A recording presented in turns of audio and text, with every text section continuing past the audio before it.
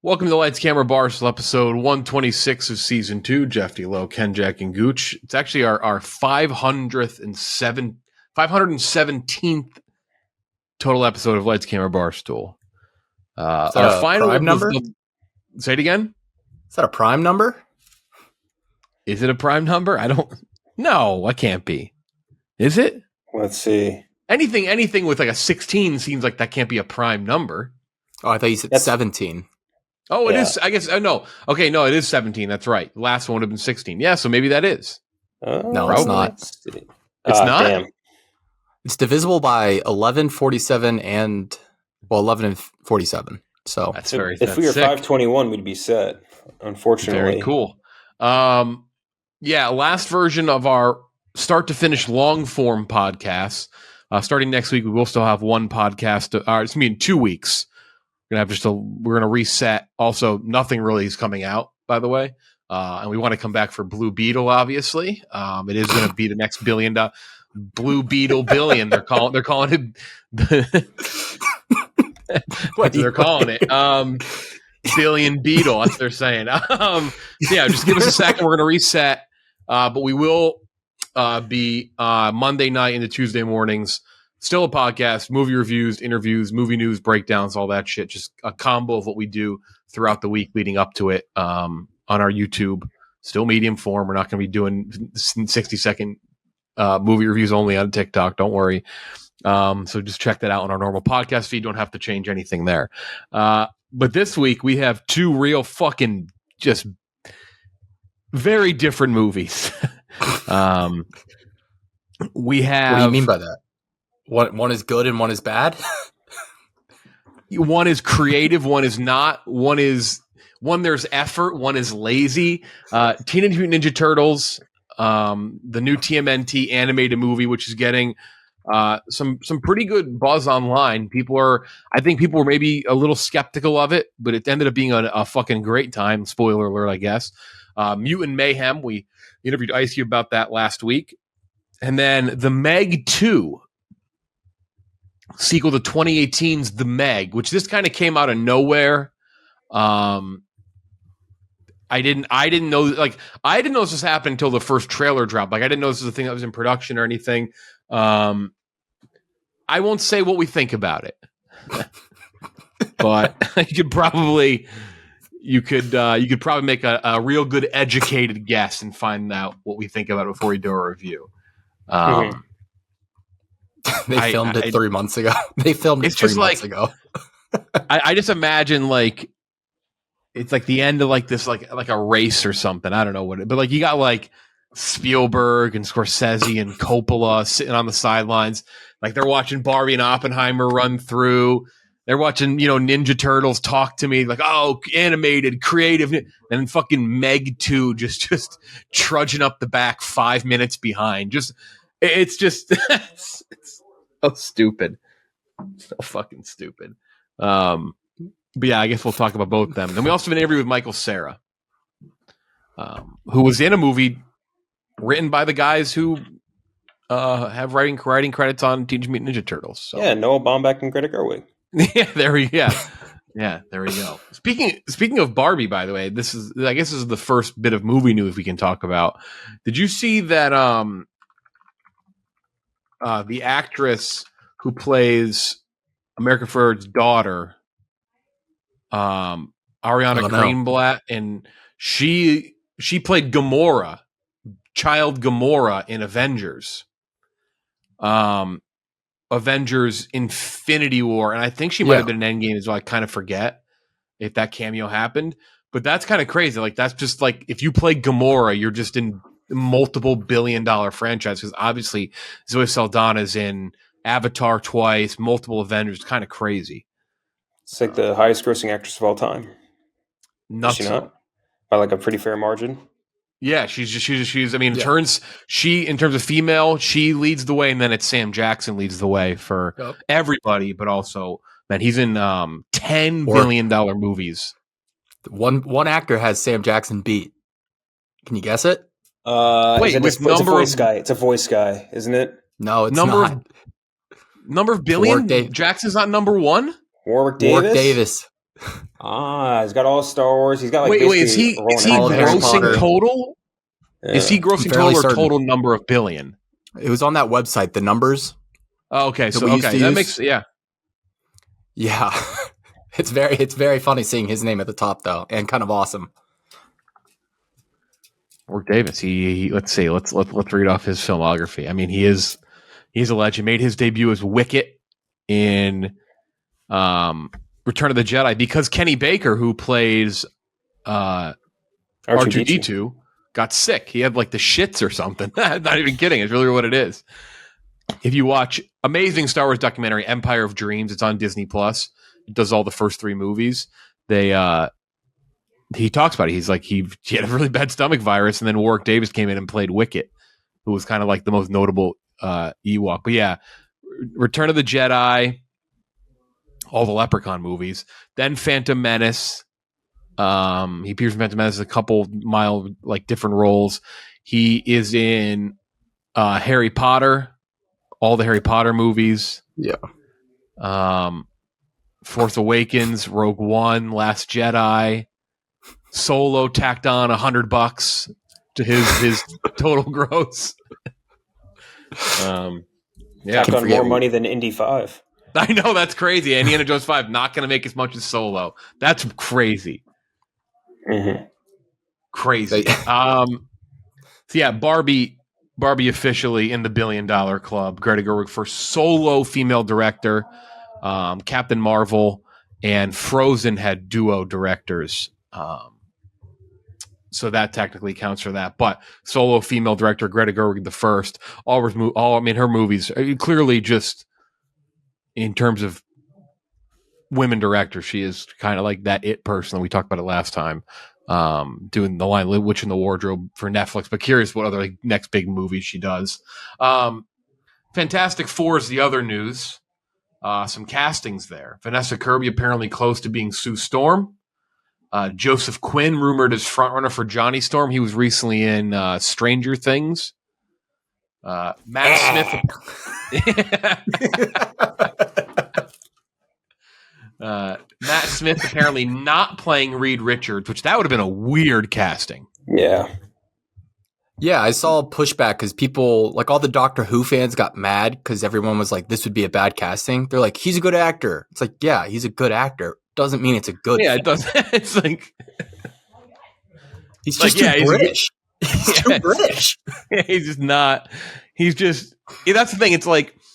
Cillian Murphy, and the like good example. Cillian Murphy, in terms of like actors from Europe coming over and playing Americans, like Cillian Murphy played a really good, hard-boiled American in Oppenheimer, right? Just Christian Bale played a grizzled goth, like. But Matt Smith looks too British, like that's he's the most British-looking man that's ever existed, other than maybe like Tobias Menzies is up there, I'd say. There's a couple other guys. You just need to be like either that really weird, gaunt, slightly inbred look like Matt Smith, or you need to be like the fattest, red-faced man that's ever existed. That's the only two. Only two options. Like I just no Matt. It could be doing the best American accent of all time, and you'd be like, that guy's just too fucking British. Just can't play Reed Richards. And then Marvel looking for a fat white guy to play the thing / Ben Grimm. Listen, that's not going to be tough to find. I kind of hope they just bring back Chickless. Bring him back. Come on. Why not? Fuck it.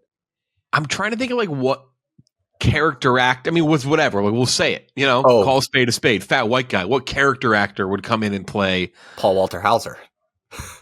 Well, he's been rumored a lot. Like people have wanted him to play him. Michael Chiklis. We talked about it. Just bring him back.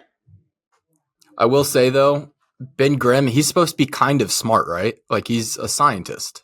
Also. They all are, aren't they? Yeah. Actually, is Johnny Storm a scientist? I think he's just smart. I know he's like a high schooler in a lot of the runs. Oh, really? Yeah. Wait, so in the other version of, like the original version of Fantastic Four, I know it doesn't exactly go down the way it does in like the Ian Griffund one, but like what is their version? Like, how do they get their powers? In the Ian Griffald one? No, I know how it works in that one, but like in the actual Fantastic Four comics. I don't know. I don't really like reading the really old stuff. Yeah, it's just I know that like they get their powers or like some weird cosmic burst or some shit, but it's not like in the same way when they're all adult scientists that go up in a spaceship or whatever. Yeah, and isn't Johnny Storm in the Fantastic Four from like our childhood? Didn't he just tag along? Wasn't he just like an influencer, like on the trip? I don't remember. I've also seen. Have you seen the rumors that people think this? And this is from a very unreliable source, I must note. I won't say who because I just think most of their stuff is just hacky and garbage.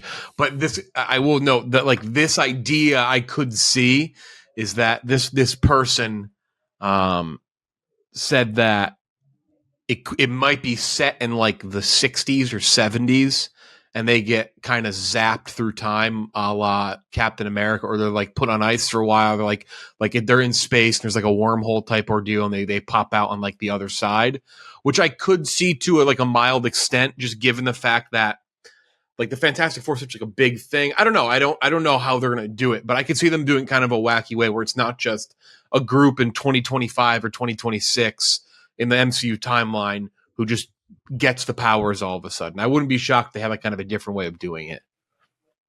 Mm-hmm. They should. I'm trying to think if I would like that or not. Like, because the MCU has been so great about like foreshadowing stuff like that. Like, you would think like they'd had a few movies where like at least like mention in passing, like, oh yeah, those scientists in the 60s went up and disappeared and never came back or something like that. And obviously, we haven't had that. But I also would prefer, I think, time travel over multiverse stuff now. I'm done with the multiverse, I think. Johnny Storm had sex with Galactus, and that's how they all got their powers. They shared STDs with the entire group. Yeah. Which Galactus? The big one? The one that's like the size of a planet? The cloud. Yeah, one. the cloud. Okay. The faceless cloud. Yeah. I still like multiverse stuff if it's done right, but it can't be the answer to everything. That can't be the reason why every character, and we already know that Deadpool is obviously going to be very heavily tied to the multiverse. So, which I think will work solely because it's going to be done in a comedic way. But you're right. I think not everything, like it can't all be the multiverse. It can't. It just gets to be too like, whatever, it's superheroes and it's nonsense anyway, like whatever, you still have to like lose your bit of disbelief, but partly why it works is like it's still grounded in some elements where you can make it make sense and it kind of works. It can't all be multiverse. I don't think it works that way. The Galactus cloud had to drop out of Fantastic Four because of his ongoing commitment to Lost. Couldn't make it. That's fucking Smoke Monster. It's weird how like that in that show that still kind of scared me. The dumbest type of like weird villain in the world, and I was like, "That Smoke, man, I don't want to get touched by that Smoke. That's fucking creepy looking." You don't want that Smoke? Yeah, I literally do not want that Smoke. From and it was the tail section people that all got killed by it, right? Like the Nigerian dude and like Michelle Rodriguez and all those people. Fuck, that Smoke was scary. What do you all think about the other? I like the Vanessa Kirby casting. Joseph Quinn, I think he's a good actor. I'm talking about the Fantastic Four. Not a good fit either, I don't think. No, would not be my first pick. Fucking not that he's not Eddie Munster. Not that he's not handsome, but Johnny Storm I think of as just like a bad boy. Like he's like a hot guy. He's not like a handsome guy. He's a hottie. I don't think he's particularly handsome either. Like I don't think that's like a stretch to say that. He's not like an ugly man or anything like that, but like Johnny Storm needs to be a sexy man. Yeah, I could see him taking the Marvel bulk up though. But like his face, man. That's the problem here. It's not the shape. He's got soft features. He'll end up with the fucking Kumail Nanjiani like trend skull, and he'll look like even worse. I think he's a decent looking. I think he's a good looking guy though. Not saying he's ugly. No one's saying he's ugly. Yeah, that's true. I know you're not saying that. Yeah. It's the character of Johnny Storm, at least based on our limited knowledge of the character. Both actually, what was it Jamie Bell in the? Actually, I guess you don't want to take anything from that one. And there's Michael B. Jordan. Yeah, Michael B. Jordan. Okay, so you want a sexy one? Jamie Bell is finger. You need the sexiest Johnny Storm as possible, and like, God bless him. Just not what I think of when I see this. The other rumor is so apparently Paul Mescal was like the main guy. Though I did just Google Johnny Storm, and the second article is Dylan Sprouse wants to be Johnny Storm in the MCU. Nah, that time and is I want to be a billionaire, brother. Yeah, that would not work. Yeah, I don't know. He's a sexy dude. I feel like it's pretty easy to figure out. Fucking Eddie Munster. MCU is not that bad yet. All right, calm down, Dylan Sprouse. Yeah, we haven't gotten that far down to the dumps just yet. I don't know who I would cast though. It's a good question because like it needs to be that would have been great. I'm afraid for him of being oversaturated. Like he had one great pop off the thing role, and now he's already being fan cast and everything. He's being literally cast and everything, and I'm like, I don't want him to get into that terrible oversaturation zone that some actors get into. Because he's a really good actor, but I don't know who I would think of because it needs to be like someone. The funny 30. thing about Chris Evans playing, Chris Evans was a hot dude when he was Johnny Storm, but I'd argue Chris Evans is like another league hotter too since he played in Fantastic Four too. Like he hit that other level. I can see him as I don't know. It's not. I don't think it's the worst casting. I'm looking up hot young boys. Let me see when I get. If you wanted to cast him even as like Reed Richards, I would think would make more sense for him than Johnny Storm. I will say that's probably a good point. He gives off more Reed vibes than he gives off Johnny Storm vibes. Yeah, it's not like an insult to his ability as it, but it's just like you need a dunderhead sexy man, like a himbo, basically. And I look at him, I don't see himbo. I either see Coulson Baker. Not a real human. Yeah, let's pick real Machine people Gun for this Kelly. role, please. It's Machine Gun Kelly. Oh fuck, that's right. I always forget he has an actual name and not MGK. Who's a younger hot dude? I'm looking it up, and now it's all these people who I don't think are real. Yeah, he's number 15 on this list of hot young actors. Oh, dude from White Lotus. The hot guy from White Lotus, the last season that was just on. Theo Vaughn? That's not Theo Vaughn. It's Theo something. Theo James. Theo James. Let me tell you something, man. I knew this guy. His name Ben Grimm, man. He used to just eat lightning bolts for dinner and shit out and oatmeal. Like, that would be not a working role for him. I think Theo James is good for that. Man, I got these powers when I was a kid, and I didn't know what to do with them. So, yeah, we just used to go out in the backyard and just light shit up. I tell you what, dude, it was something else, man. Man, we used to go out in his Cosmic Rays. Dude. I knew this guy. His name was Cosmic Ray, man. He used to play basketball down at the courts. You knew who might be too old for it now would be Charlie Hunnam. Yeah, like 5-6 years ago, he'd be good. I think Theo James, man. Theo James, he kind of has that.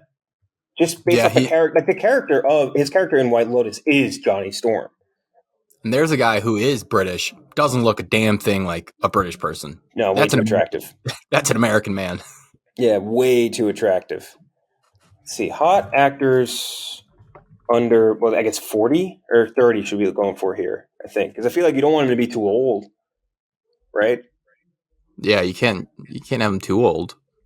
They gotta do this for 15 years. Come on now. It's gonna be like a 10-year contract, I would assume, for Fantastic Four, because you're gonna want to do a lot of it. Let's see, hottest male celebrities of 20. Oh man, they're gonna give me not actors.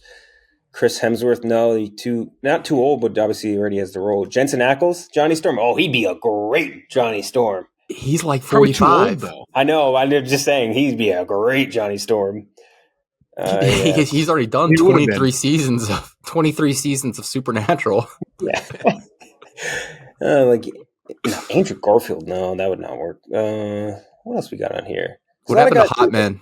What happened to hot men in Hollywood? Come on. Sebastian Stan would have been again like 5-6 years ago. What about Ian Armitage? Ian Armitage?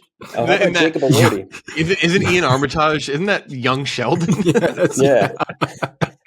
He comes up when you look up hot young actor. Yeah. What? He's fucking 10 years old, isn't he? Fuck. Or he might just be like perpetually 10 years old in my brain because of young Sheldon. What the fuck? I guess Flame On. Oh, that's gross. There's got to be a better handsome, not teen. Dan Stevens. Kendrick loves Dan Stevens. I can't would think of him as a say himbo. Jizzman, but Jizzman he's on for better things. He can do better than Johnny Storm. Yeah. He's going to play Jimmy Olsen. I like Skylar Gizondo would be the mopiest Johnny Storm. He'd be a bad Storm. Reed. Taylor Lautner. He's still on this list. This list is made like this year, and they have Taylor Lautner as the hottest actors under 30 list. As even under 30 at this point.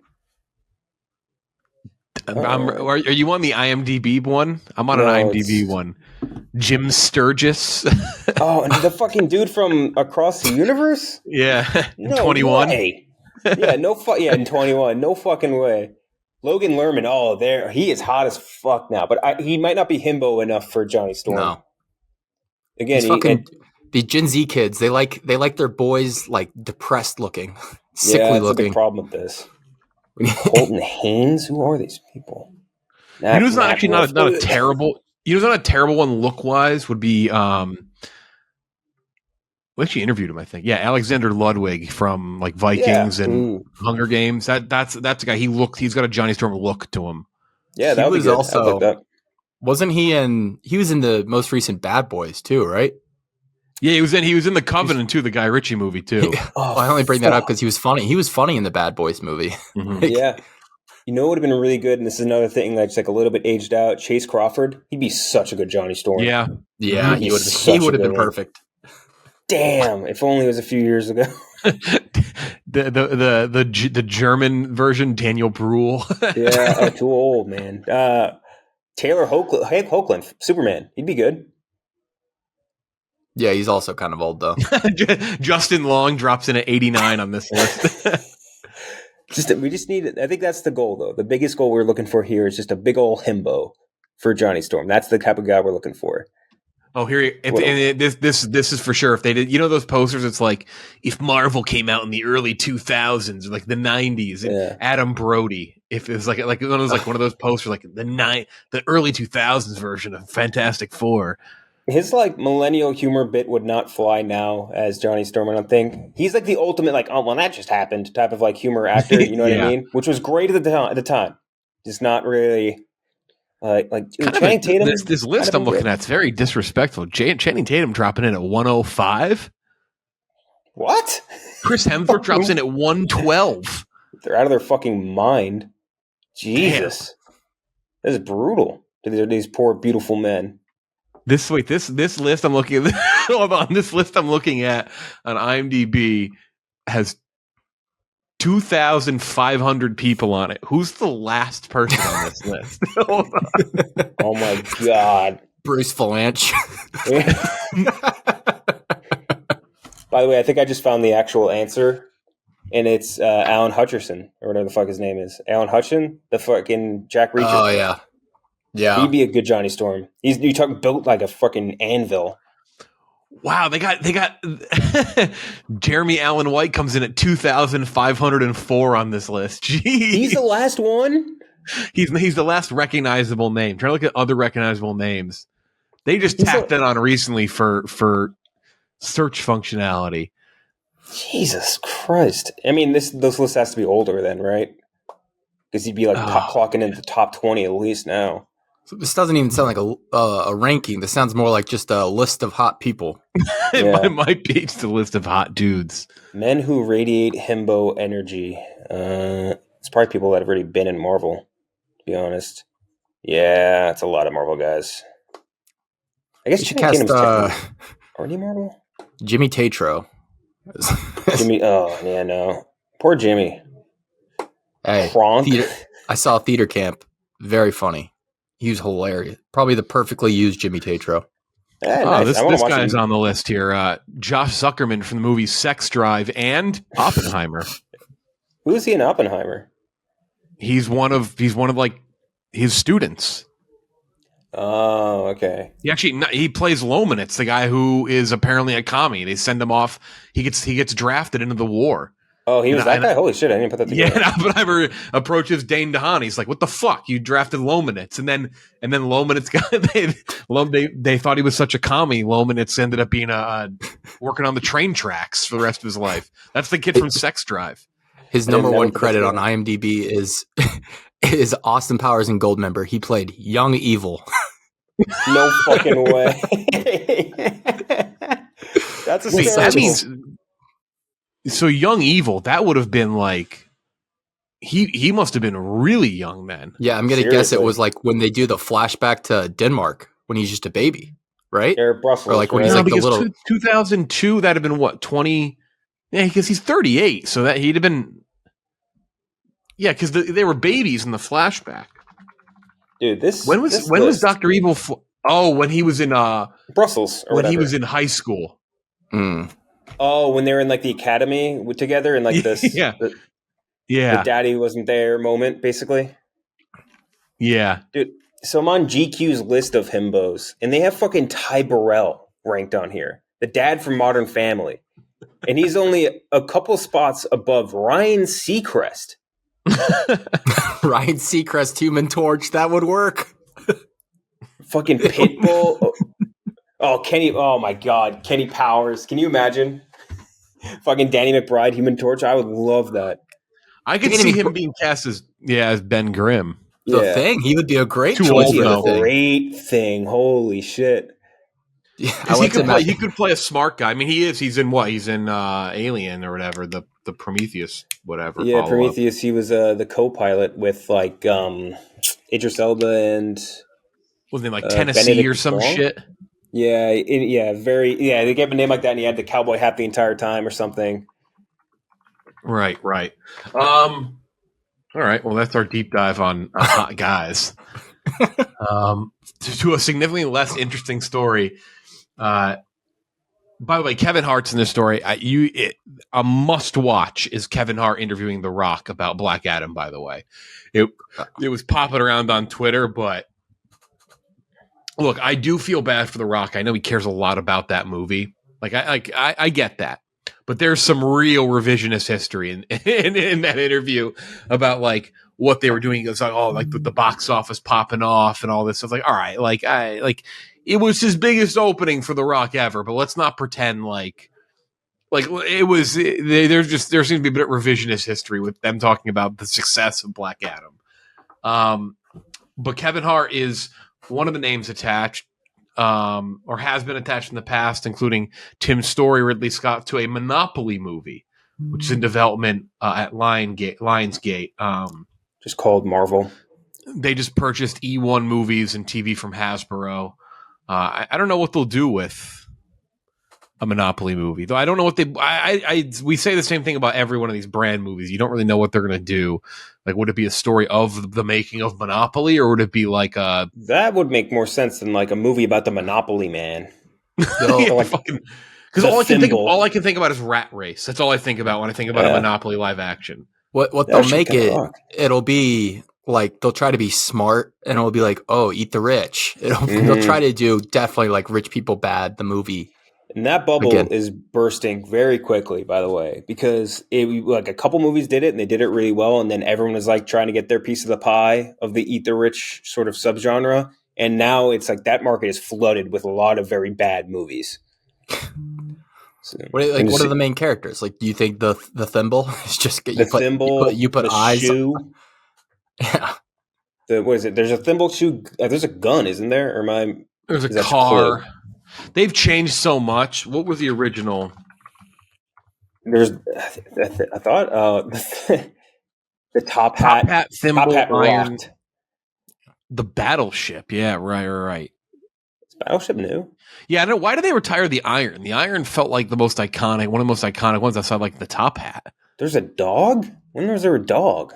Yeah, it's like a little terrier dog. I remember the wheelbarrow on the battleship. I don't remember a fucking dog. There's remember the boot or the in? shoe. Actually, the one that I remember the most is the thimble for some reason. It's always the thimble. Yeah. It's like, the fuck is this doing here? Doesn't quite make sense. It's some inside reference to the Dust Bowl that we don't understand or something. By the way, it's non sequitur, but I was just reading this headline that you guys probably already read. Chris Christie gifts Vladimir Zelensky a handwritten lyric to Bon Jovi's "It's My Life" for inspiration. That's just very funny, and just a picture of that fucking load. It's shaking his hand, like, "Hey, I got some Bon Jovi for you." It's just very funny. Just saw that off to the side. Chris Christie is the thing. Chris Christie has the thing. He doesn't even need to wear any prosthetics. None. Got fucking rock. Yeah. So this is The a rough Monopoly one. movie? Fuck I that. don't know where you go with it. I mean, I guess you can figure something out, but outside of that, most of these, we talked about it last week or 2 weeks ago with Mattel saying they're going to make 1 million of these. This is going to get old quick, if it isn't already. Like the brand movie, Right. the product movie. Like it's just If it's don't about the know. making of Monopoly, I'd be kind of interested because, like, to me, at least in my opinion, I don't know how you guys feel. Like, it is the board game. Like, you tell me, think of a board game, Monopoly's first. So, like, I would love to see what, like, the origins of it outside of, like, my very, very baseline knowledge of it. So it could be cool. I don't know. Some guy walking down Broadway is like, I got a fucking idea. You guys are never going to believe this. it's going to be a commentary on capitalist society.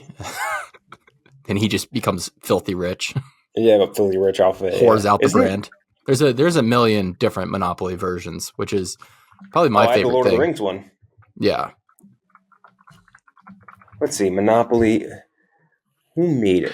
Because I think it was it one of the first big Hasbro things, or am I? I remember it was like one of the. I just think of it as like one of the big Hasbro games too. No, imagine this. The credits roll, then they stop. Dark screen, Mhm. door. Michael Keaton enters the room. I'm here to talk to you about the McDonald's initiative. That movie, that movie is such a classic example of just not getting it. Like, and I mean, I guess you could say Bohemian Rhapsody is the same thing. It's like, whatever. It's like, it's got to be made because of certain rights or with the family and all that. But they make Ray Kroc, who is just a piece of shit, out to be such like a, like they'd show you he's a ruthless guy, but he's celebrated way too much in that movie. And it kind of kills me because if that movie was a little more ruthless in how they like portrayed that character, then like I think it might have been better. But the founder was so mediocrely average. Mm-hmm. By the way, I looked it up. Monopoly was created by a woman in 1903, Lizzie Maggie, or maybe it's supposed to be pronounced McGee. I don't really know. It's Migie. But yeah, that's kind of cool. I mean, it could be interesting stuff there. They gave it to prisoners of war in World War II. Huh. I don't know. I'm more interested. The more I'm thinking about this, the more I'm reading the list a little bit about it, I'm more interested.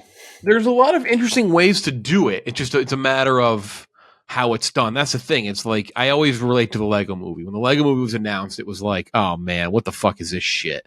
But then they did it, and you're like, well, that's awesome. So you never know. I mean, we just coming off the heels of $1 billion movie about a toy with Barbie. And Barbie was done in a fun, simple way. But there's definitely ways to muck it up and make it terrible. Remember the Playmobil movie? Oh, wow. Yeah, I forgot that existed. Oh, terrible.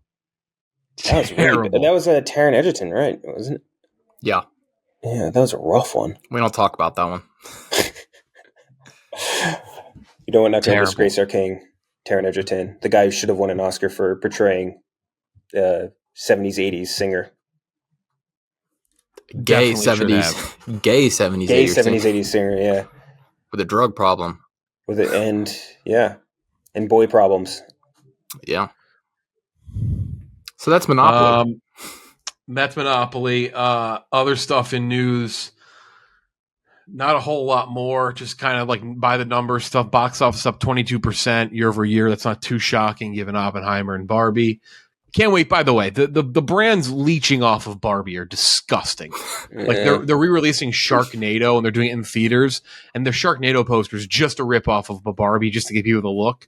Like Blue Beetle was tweeting about Barbie and shit. It's just like it's gross. It's just gross watching them leech off this movie.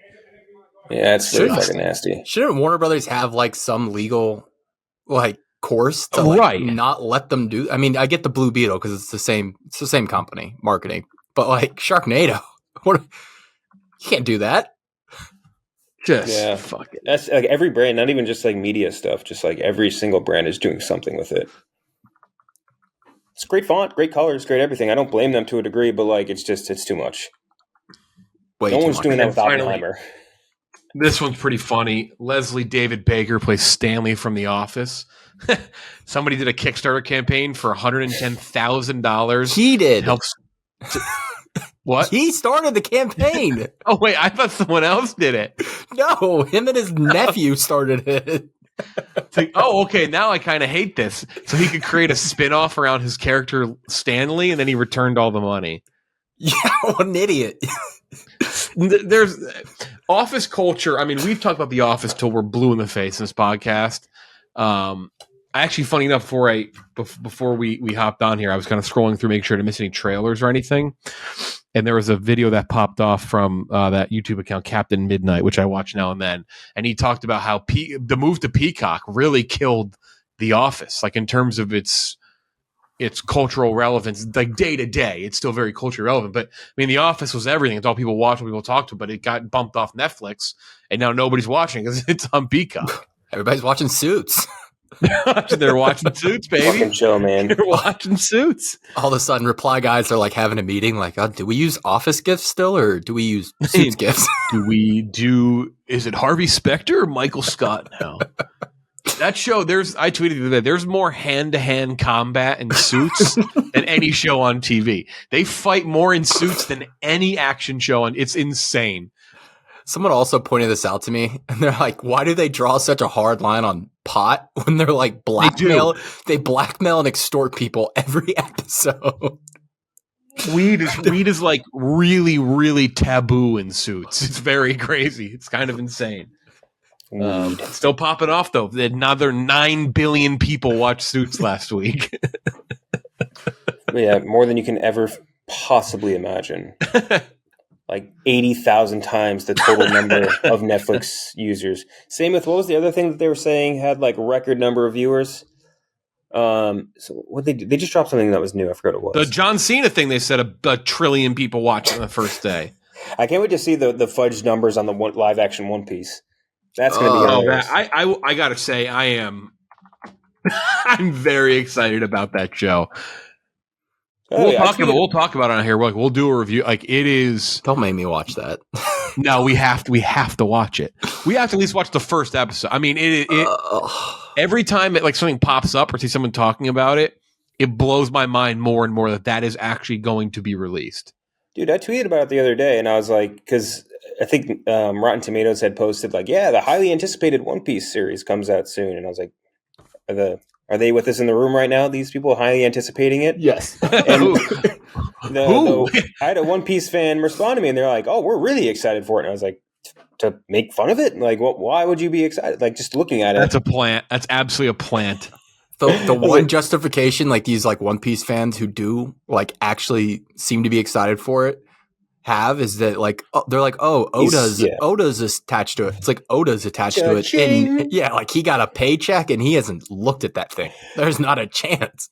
It cost $100 million. Like, how much was what was the total cost? It was something obscene. I mean, he definitely got like 50% of that, and then they hired these no names. No offense to the actors, like not huge name actors, to do this with like a crappy CGI budget too and timeline. It looks. I'm going to run a smear campaign. Again, it looks like. I mean, it looks like Nickelodeon making it one of the most expensive shows ever made. bigger per episode budget than The Sandman. C, more money than C. That's funny that C is near the top of the fucking most expensive shows ever. Game of Thrones and The Mandalorian, all of which cost $15 million per episode. Jesus. And it also exceeds Pacific and the Pacific, and the Pacific costs that much, and House of the Dragon is just above it. Okay. God damn, dude. Jesus. You guys ever watch The Sandman? Oh, my headphones just... The show actually looked incredible. My headphones just shut up. Hold on. Can you hear us? You're a big Sandman advocate. Who, me? Yeah. Yeah, no, I thought it was incredible. It got like great views, but then they were talking about not doing a second season because it was too expensive. They don't. I just assume all shows cost $700 million to make, since Secret Invasion cost like $300 million for like people walking around. Same with She-Hulk. Costs like $250. Yeah, I think She-Hulk was more expensive than Secret Invasion. That's just crazy. Yeah. Shit All right. So that's news. We have an interview with Michael Cera, and then we're going to dip into our reviews of Teenage Mutant Ninja Turtles and The Meg. Here's our interview with Michael Cera. All right. We are joined for the first time ever by Michael Cera. Kenjack will be joining me momentarily. We have some tech issues, but thanks for joining us. How's it going? Very well. I'm glad that we're able to connect. Yeah. Our internets are working out so far. Clearly, of the three of us, we have the best internet. So we are. It's not a competition, but hey, we're here. We have a lot to talk about, but let's start with the adults. I have in front of me what can only be described as the world's longest synopsis, and I'm going to read it word for word because that's just what we do here. We always do that, whether it's a sentence or I think 5. Eric wanted to have a short trip back home, but as time passes, it turns into a nostalgic stay as Eric catches up with his 2 sisters. His desire to prove himself to be the best poker player in town is holding up his return. His sour relationship with his sister Rachel and their little sister Maggie's attempt to revive the camaraderie they once shared make Eric and Rachel face the reality of present divide between them. What a it's almost like the whole script in a synopsis. I think it could have been a little longer myself. There's a couple scenes that were not mentioned in that. Kenjack joining us from a really tropical room. If you're watching, by the way, I'm stunned by where blown away by the fake palm tree room in our office. The trees might be interfering with your Wi-Fi signal. And now he's muted. It's just a complete disaster. But this movie, it is a dramedy. People have seen it already. People love it. Hits theaters July 4th. Your kind of rise in this industry comes from an era of pure comedy. We actually talked in the same episode, we just talked back to back with Christopher Mintz-Plasse a couple days ago. So we talked the same exact thing, your Superbad co-star. We talked to him about pure comedies from that era. But now it's like the dramedy kind of rules the day. Has that changed with you for age? Like, do you prefer to do the dramedy, to have a little more, I guess, maybe deep emotion than just kind of the pure, joke beat for beat type thing? No, I don't think so. I mean, I don't know. I don't really need like a particular fix in either direction. I feel like I personally am just weighing the merit of the script. But I love a comedy with a capital C too. But I just feel like kind of those are not being made right now so much. That's what we kind of that's what we kind of talked to him about as well. Is that you just don't. There was such a run for so long, whether it was the Superbads and the role models. I love you, and now it's almost they're on TV. I don't know what happened. They're all on TV. I feel like all those writers just want to make series versus movies now. It might be right. Yeah, I think David Wayne is still making comedies that are like, comedy, not hybrid comedies. They're just comedies. I mean, but even I don't know. The one that comes to mind is They Came Together. The David Wayne movie is like, for me, one of the purest comedy movies made in the last 10 years or something. But it's already probably 10 years old, so it is probably already belonging to a different era. Yeah, I don't know what the people must have stopped paying to go see them or something. We just recently interviewed another comedy of mine that was doing a dramedy in Ray Romano. He did Somewhere in Queens, and his movie was at 100%, and he was ticking down every single time, like every 10 minutes, he was checking Rotten Tomatoes to see where the score is at. You're at 100% right now off 7 reviews. Is that something you pay attention to? No, but I wish there was some way to doctor it. Did he find a way to hack it and keep it 100? No, but he was furious at the one person that got him off of 100%. He knew the critic's name, like their publication. He was like, I knew he would do it. So it's like when there's like 2 reviews, it can be at 100% for a while. Yeah. We hadn't talked with like anyone about Rotten Tomatoes. We know it's just like in the end it doesn't matter. But I feel we have to ask now because he was like, I'm checking out like a stock price right now. He's like, I was in the elevator.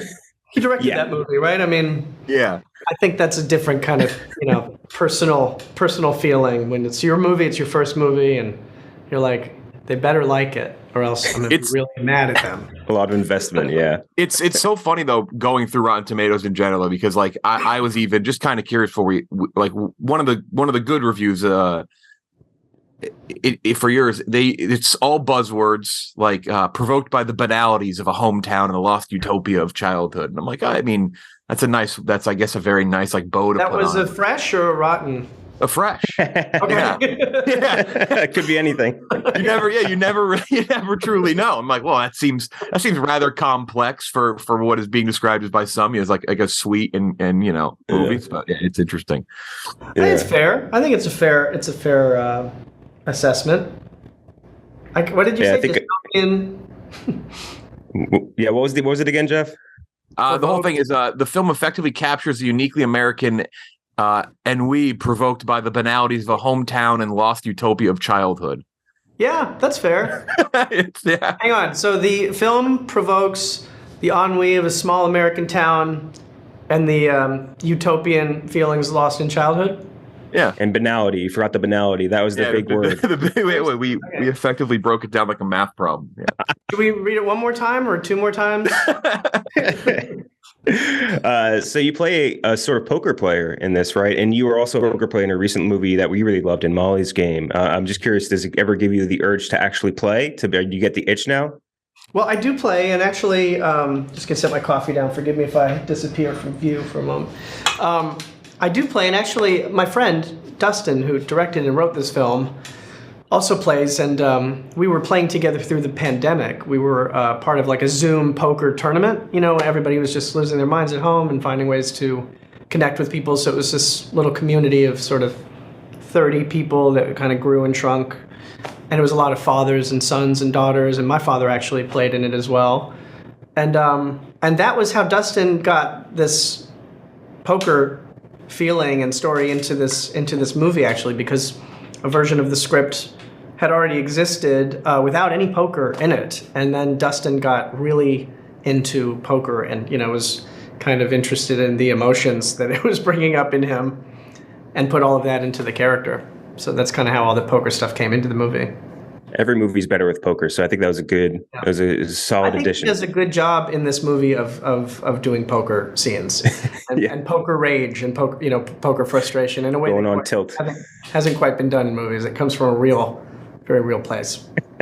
It is a big family movie, obviously, between brothers, sisters. How much do you, in a movie with family, we love to ask this, do you pull from real life? Obviously, this is not based on your life, based on, a true story type ordeal where some people say, they'll pull directly from, but how much do you pull from your own experiences as a family for something that is based on around a family like this? I don't know. I do have two sisters myself. So you would think that there's like kind of an obvious parallel and something to pull from, but I didn't find that much overlap between, these characters and their dynamic as a family and even just their family constellation or anything with my own family. I other than having two sisters, but I think that a lot of what's in the movie is very personal to Dustin, who wrote the movie, and so a lot of it was and I was kind of more going off of conversations with Dustin about his experience and what he was driving at with the script to sort of get the feeling of these characters and their dynamics rather than pulling from my own family. Oh, you're muted again. Me? Oh no. No, not you. We hear you. Okay. You might be getting punked by us. This might be a joke. Damn it, dude. Can you unmute him as the? Are you? No, I think the mic just doesn't work now. No. Okay. Are you good? I think we heard him, right? We heard him say, this fucking thing sucks. I think I'm good. Yeah. We hear you. Yeah. Yeah, this fucking thing does indeed suck. It's interesting you noted how it's personal to Dustin. It's going to plow right through. How much improv happens on a set like this versus comedy? Because I feel like in a drama, especially one that feels more personal to the person who wrote it and directed it, they maybe wouldn't want a lot of it to be going off script or going in a different direction than they initially planned. So just curious about that. The script was very, very specifically written in a way that's very helpful when you come to do the scenes, so it wasn't like there wasn't any real need to improvise or big reason to, other than to sort of maybe loosen things up here and there. And not feel too overly scripted or something. But the scenes are sort of carefully constructed, so we sort of just did the script, and here and there, loosened it up, pretty much. So August 18th in theaters. We also have some other stuff I obviously want to talk to you about. You have another big movie coming out that everyone's going nuts about, Barbie. We just need to know.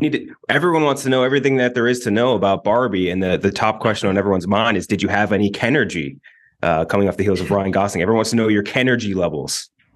Well, when I came to that set, it was like a little late in the game. I was kind of brought in quickly toward the end, toward the start of the film.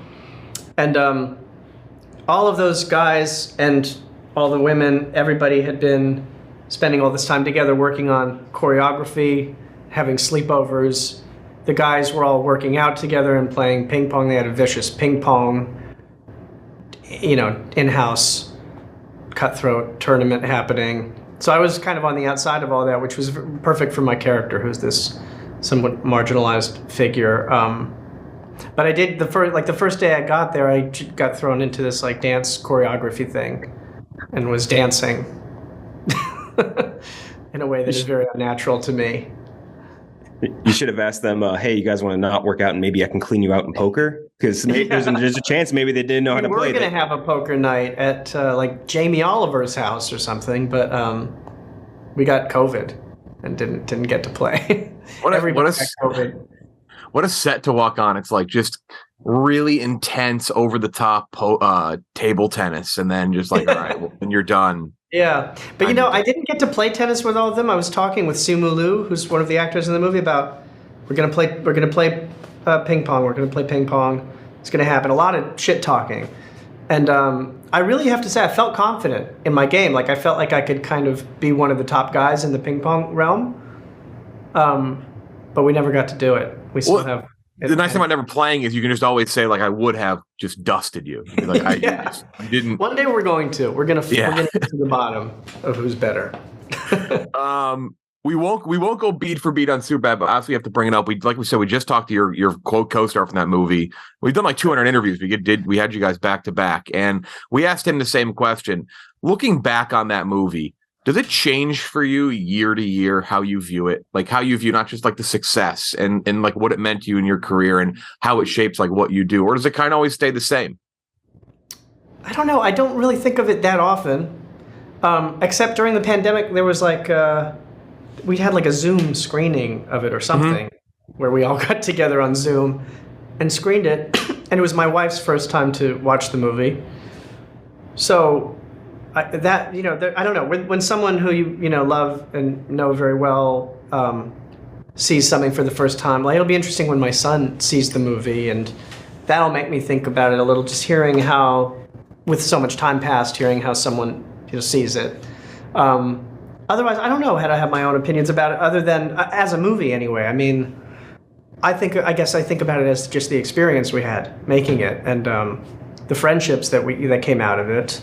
And that still exists to this day. So that's sort of the real thing that I can feel in my life, as a thing that we did 17 years ago or something. Or wait, maybe not that long. No, I think it was 17 years ago. So yeah, just about, yeah. Yeah. So that's my answer. I'm glad you mentioned making it, because the same thing we talked to him about was the blooper reel and just how hysterical it is seeing like everything that goes into every scene behind there. And the funniest one with yours, at least to me, was you having to redo the boob punch like 500 times. Yeah. And just watching that, like I'm crawling in my skin. I'm just like, oh, I can't even imagine having to do that over and over and over again, even though it's all scripted. It's like she knows what's happening, you know what's happening. I just couldn't even imagine it. Well, doing it, shooting it was not nearly as like uncomfortable as the scene is, because I was doing it with Martha McIsaac, who's great and who's a great friend, and we were laughing the whole time. We also had to do a very intense, like making out sex scene together that we both got really drunk for, to get through it. Well, we were playing drunk, so we thought that would help, but it was all of that was really fun with Martha, because she's amazing. We reminder the adults in theaters August 18th in the United States. If you're listening elsewhere, I got to talk about Arrested as well. We got to go down the list here. My favorite comedy of all time. We've talked to a lot of people. We've talked to a lot of people in this, but not a lot of people in the next project we want to bring up. We always ask favorite joke. We talked to Ron Howard. We talked to a bunch of people for the movie. They always give their favorite joke. Russo's too, Greer. Do you have a favorite moment or joke from that show? I'm always from curious. Arrested Development. Yeah. I can remember the time that was the hardest for me not to laugh, but it's really, I think, just very particular to me, and it was always with David Cross. But everybody was always dying at everything everybody was doing. But with David, I always found it the hardest to keep a straight face. And there's a time where he's climbing into the bunk bed, and I see his balls because he's wearing cut off jeans, and it's some episode about his balls. They think that they have a photo of the landscapes of Iraq or something, but it's really a super close up of his balls.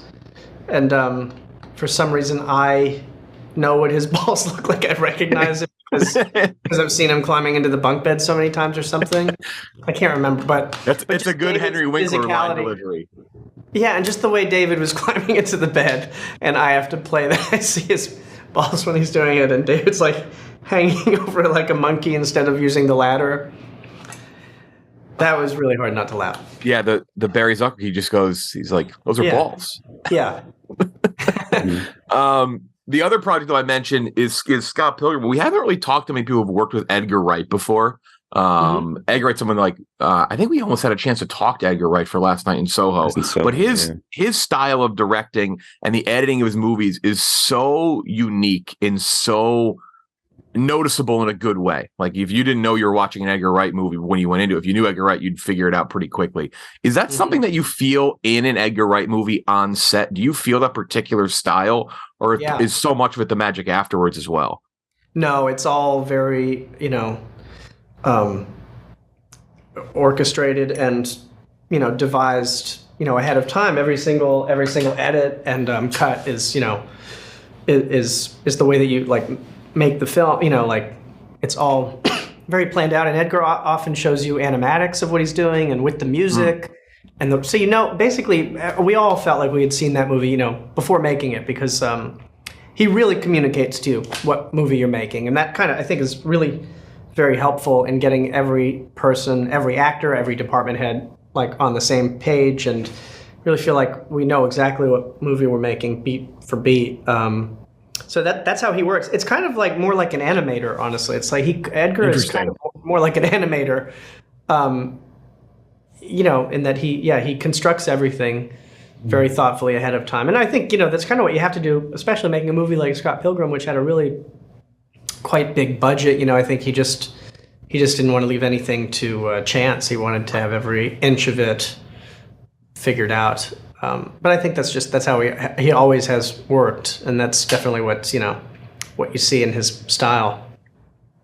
Yeah, that's something I think for us with Edgar Wright, we've always noticed is Jeff mentioned, the editing has always been amazing, but the soundtrack has always played a role as a character. I feel like in every movie he's ever done, and it augments scenes so well. It makes a good scene great, or makes a great scene excellent. It's crazy. Yeah, and at least on Scott Pilgrim, basically every single music cue was figured out way ahead of time, so that you know what song is playing over a scene as you're shooting it, and that will dictate the rhythm of it and the rhythm of the camera work and the edits. It's all very mathematically laid out before you go to shoot it. Yeah, and especially with Baby Driver, I know that in the script for Baby Driver, he had the whole soundtrack and the whole playlist in the script, where you could even click it and hear the music as you read it. So it's all very much awesome. In the DNA of the movie. Yeah. We always felt that Scott Pilgrim deserves a little bit more credit in the comic book movie craze, because they obviously it came out after an Iron Man or other tentpole comic book movies that come out, and they proved they could be successful. But Scott Pilgrim, I've always felt proved an unconventional comic book movie could be extremely successful as well, because that's not something that maybe studios were oh, if you do something freaky and off the beaten path outside of like a general norm for an action movie, like maybe audiences won't connect with it as much. And I felt like that really set the tone for what a lot of other future unconventional movies were able to do. Even like we just saw Spider-Man Across the Spider-Verse a couple days ago, like something like that, like which is so unconventional compared to like the Marvel stuff. And so yeah, what makes it unconventional, you think? I think for Spider-Verse, at least for us, it's like you don't get, and this is more of an animated versus live action medium thing, but just like the fact that it's presented as a piece of art, like more than it is presented as like, hey, you're going through plot. Yeah, exactly. It's something that's way more presented as like a visual sort of like, I don't know. Which is, I guess, the same for Scott Pilgrim, right? Like it is so there's like, which again, we won't lie to you. We love Marvel movies. Like I cleaned off like multiple Infinity Gauntlets off my desk yesterday, but like even Scott Pilgrim, like there's just this different art feel to it that feels so different and so unique, you know? Yeah. I do know what you mean. Well, it's I think a lot of that what makes Scott Pilgrim feel different too comes down to the like the writing of the graphic novels too of Brian Lee O'Malley, you know, which have like a really strong voice as far as dialogue and characterizations. They're very, very alive and very fleshed out and feel very, very particular to that voice. We're doing a cartoon, a Scott Pilgrim cartoon, anime that Brian has written the whole thing with his partner Ben David. So, and that has been really exciting. I think it's going to be great. It's going to be very funny. We're pumped up for that. We're big anime heads over here, so we've been very excited for that. Yeah. Well, it's great because it really, you know, Brian's been like all over it. It really is just like completely full of his voice, which is the same, you know, the same language as the movie, and the thing that we all loved, you know, about the graphic novels in the movie while we were making it. So it's I'm excited about it. It's going to be great, I think. Yeah. Yeah, and plus with animated, you can always like the limits. There's no limits to what your imagination is basically. So like live action, there's so many constraints, but anime, you can do anything. Yeah, exactly. Yeah. Super pumped for it. We want to do something with you. We call it a 6-pack. It's just a 6-pack of rapid fire questions. You can answer as eloquently or as non-eloquently as you want. The first being, what was your weirdest fan interaction? There was this very scary woman once at the ArcLight Theater. I was there with some friends of mine, and she was just kind of weird. She was really quite short, and she like pulled her tank top down, and my friends and all were just like, what's happening? What do we do? What do we do? And she was saying some really, you know, inappropriate to say here things. You can say it. We do. We have no limits, but we have no filter here. I just feel a little gross saying it. Yeah, I get the vibe. But we all were like, "Oh my God, is she okay?" You know, what movie were you seeing at ArcLight where that happened? I can't remember. It's a while ago. I was like 20. I think Shark that's Tale. why. I think being so young and having, you know, that happen was particularly weird and upsetting for all of us. But that'll be the one that I'm going to go with. What is a role that you, what's a role that you auditioned for, you really wanted, but you didn't get? The first thing that comes to mind is there's a Mike Judge movie, Idiocracy. Oh, it's so good. I just rewatched it the other day. Yeah, and when he was making it, when I auditioned for it, it was called something else. I think it was called The Year 3000. And I just really wanted to work with him, and I really tried really hard in the audition to get the part, and was really hopeful because I just loved him and Office Space and Beavis and Butthead and everything, and got to read with Mike Judge and just, you know, would have loved to work with him. So that was disappointing. That like really hurt for a while. No, that was for the Luke Wilson role, like the main guy. It was a small part. I think Josh Peck might have been the guy to do it in the movie. Oh, no, I think it was the doctor then, right? It would have been Justin Long? No, not Justin Long. No, there's like I don't know. It's probably like the Supreme Court or something in the future. There's like a board, and I would have been one of the people on the board. Like it's like a young kid. That was the joke of it. Oh, okay. I was quite young when I auditioned for that. I can't quite remember, and then, you know, the movie was so funny. If you could get a guest spot in any current comedy series, what would it be? Or just let's say any series running right now that you really like that you would love to have a guest spot on. I'm not like that aware of what's on right now, to be honest. I'm not watching that much right now because I have a small kid. Cocomelon, maybe? Cocomelon? I haven't seen. Are you? Paw Patrol? Maybe my son's not old enough yet. Something that he would find cool would be great. And I don't know. I really don't know what's on, sadly. Fair enough. Lame answer. I'm sorry. No, it's all right.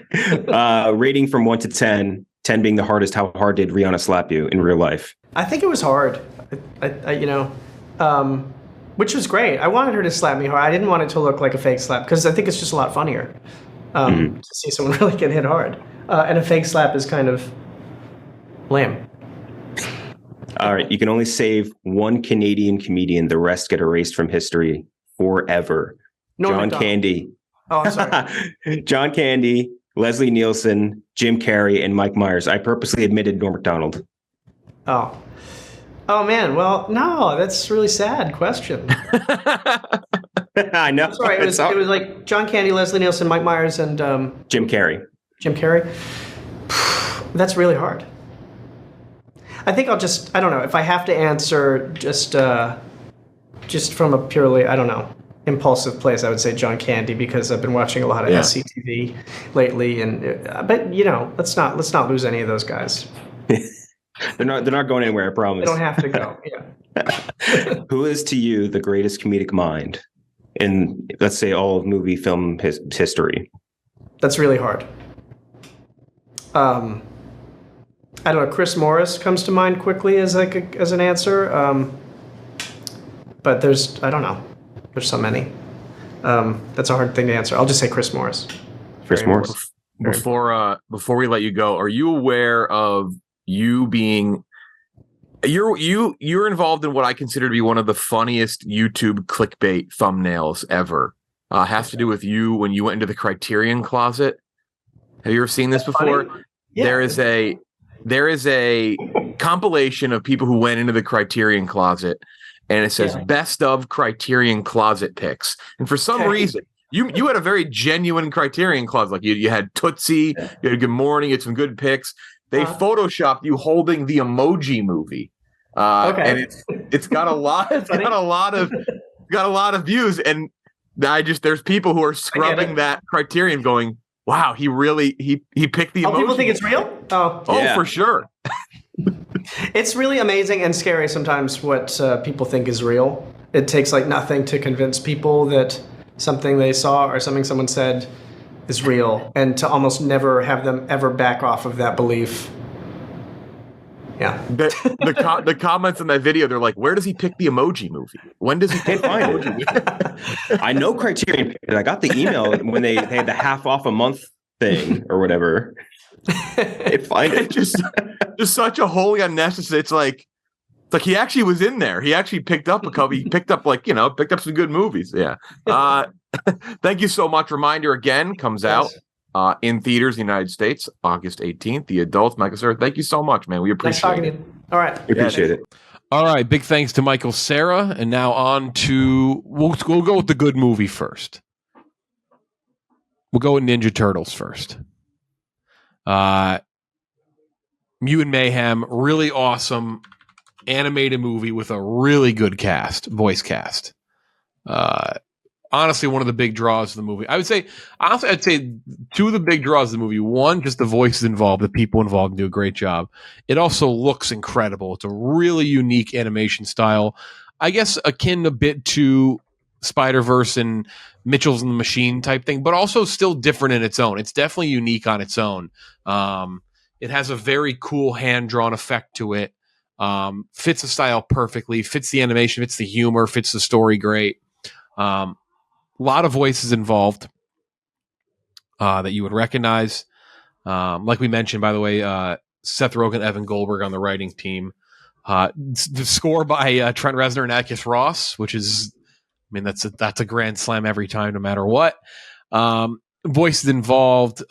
Voices you wouldn't recognize for the most part for the Turtles, but Maya Rudolph, John Cena, Seth Rogen, Rose Byrne, Giancarlo Esposito, Jackie Chan as Splinter, Ice Cube as Superfly, the big villain, Paul Rudd, Hannibal Buress, a lot of different voices, a lot of different names. I didn't know what to expect with this. I like the Turtles. I always have.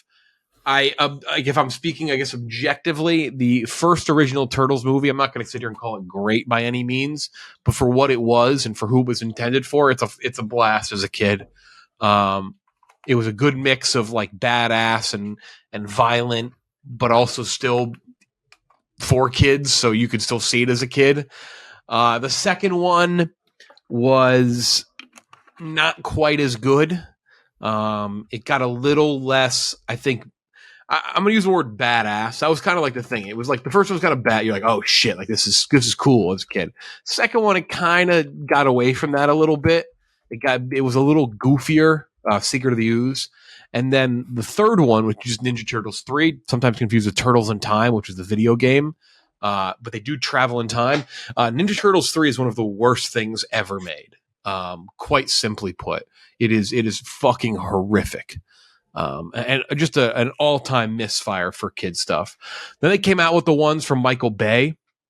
They came out with Teenage Mutant Ninja Turtles. The first one, which is just CGI shit show, in 2014. That movie was really, really bad. It looked bad. Okay. We thought Okay. the follow-up wasn't horrible. The follow-up was like, we kind of enjoyed the follow-up like a lot more. Like they scaled it a little bit back to be more of what people wanted, like the right villains and the right characters, and leaned into like the stuff that fans want to see. There's another animated one, I think Nickelodeon, whatever. One of the best Ninja Turtle things, by the way, just the last one to cap it off, is Batman vs. Teenage Mutant Ninja Turtles, the animated one. It's fucking awesome. It's awesome. The 07 animated movies also, before this one came out, was probably the best Turtles movie.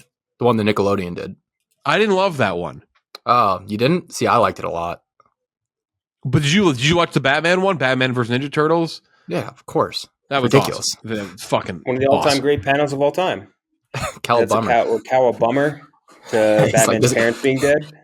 He's like, Leonardo, this is where my parents died. Cowabummer.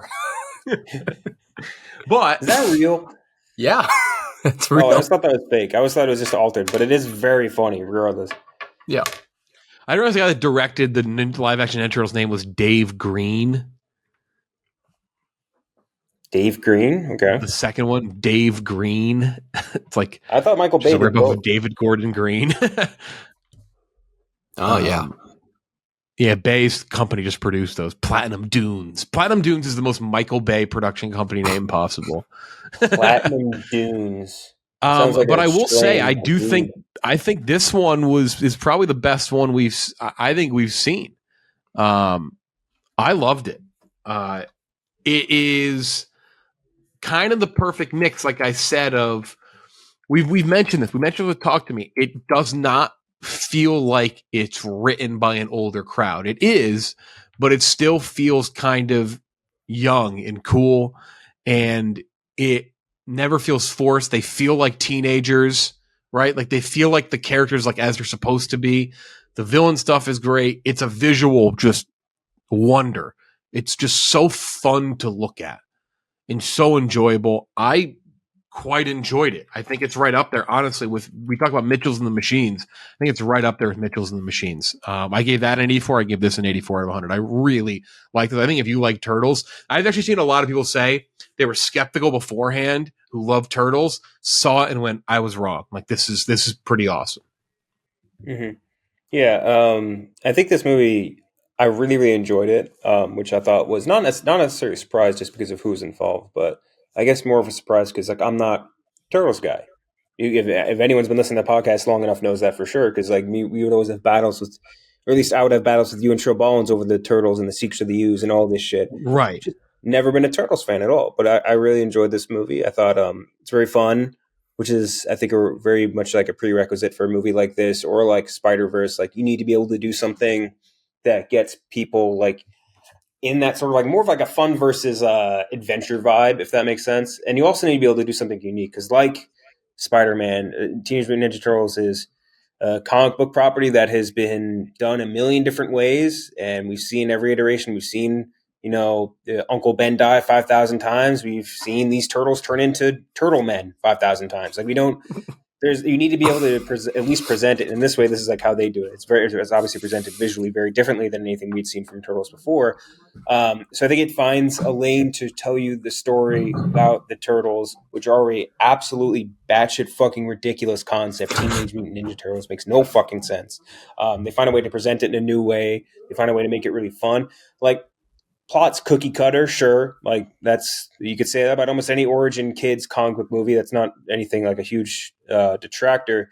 But I think one of the more impressive things here was that they introduced a new villain in Superfly, played by Ice Cube, who we obviously interviewed before.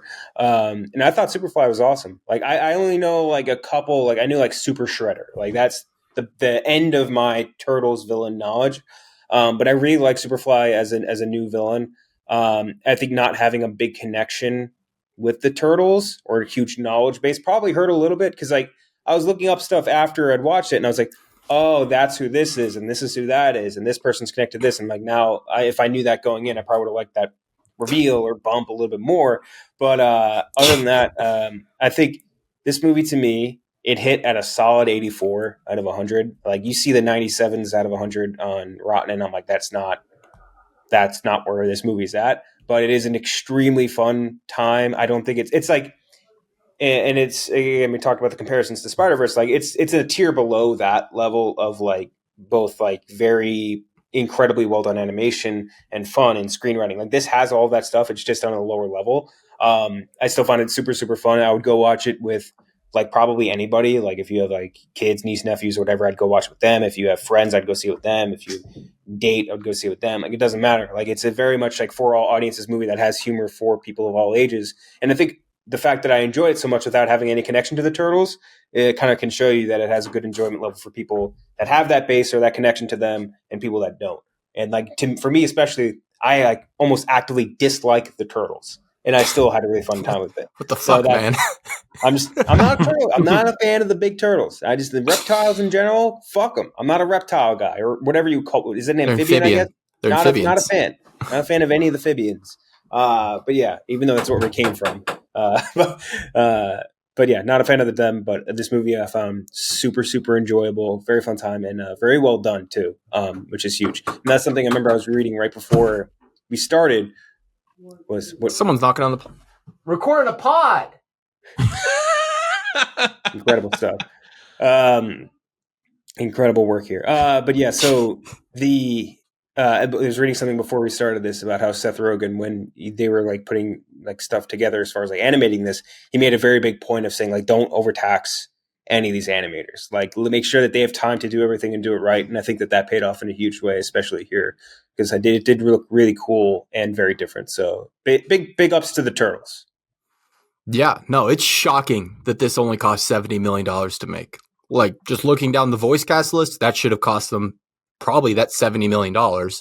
And then the animation on top of it is just very original. I get the comps to Spider-Man, the Spider-Verse movies, but it really isn't the same. Like, I guess they took cues to, make it more kinetic and blend different styles, but it really is its very own unique style. Like, it looks like crayon drawings versus like I said, Spider-Verse looks more like flipping through a comic book. This like is just incredible crayon drawings frame by frame.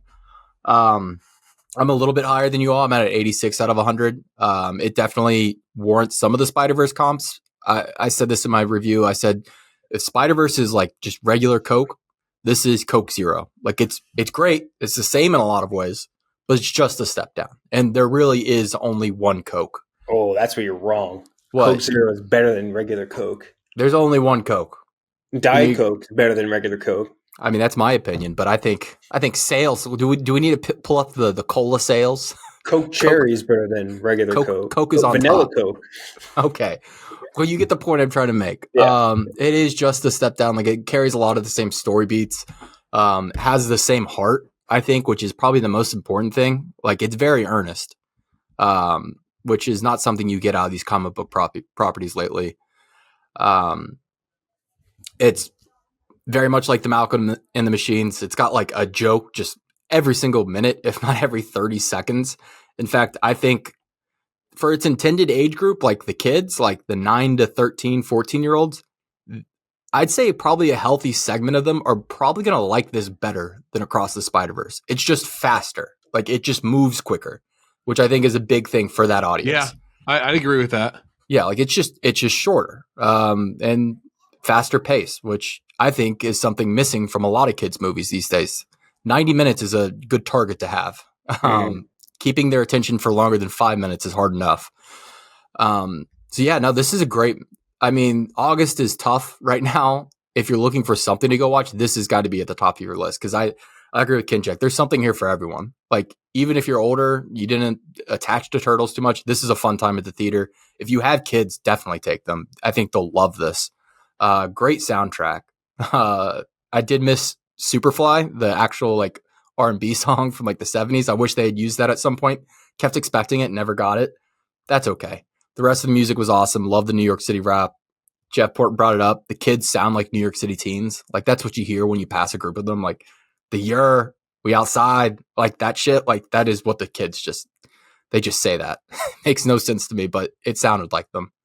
And gets bonus points for making anime references. Made several of them. In fact, it played a major plot point, like Attack defeating. on Titan was very funny. That was great. I don't know if many people will get it, but for the people who did, I loved it. Yeah, I love the Attack on Titan part. It's like the swinging in. It was literally just the Titan. Yeah, I almost thought they were going to do the Levi sequence, like when he took down the Beast Titan. Like I thought that was exactly what they were going to do, and then they start playing the music. Yeah. Da, da, da. There's also that note that we talked with Ice Cube about. They also recorded a lot of this together in person, which is not a common thing. They're becoming more and more common, not a totally common thing.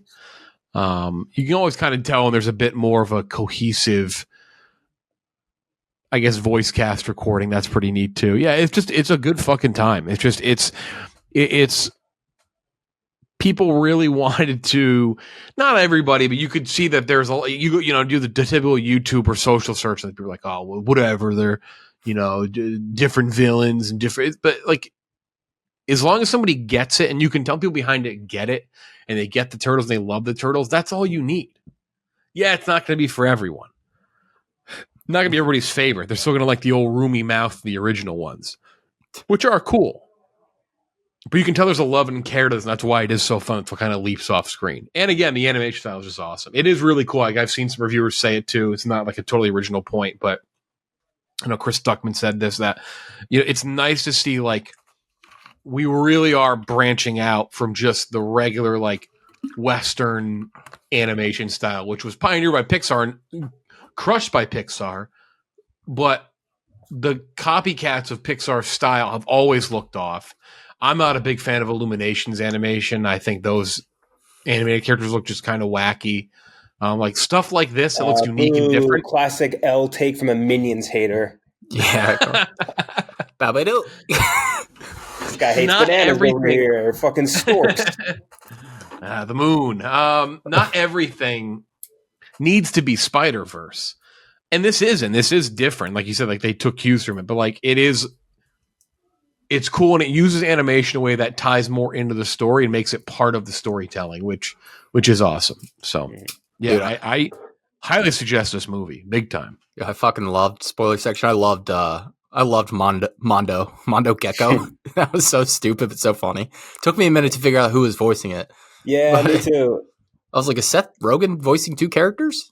Yeah. At first, and I was like, oh no, that's Paul Rudd. Very funny. It was a fun, like after the movie, like looking stuff up on wiki thing. You know what I mean? It was a good post watch wiki.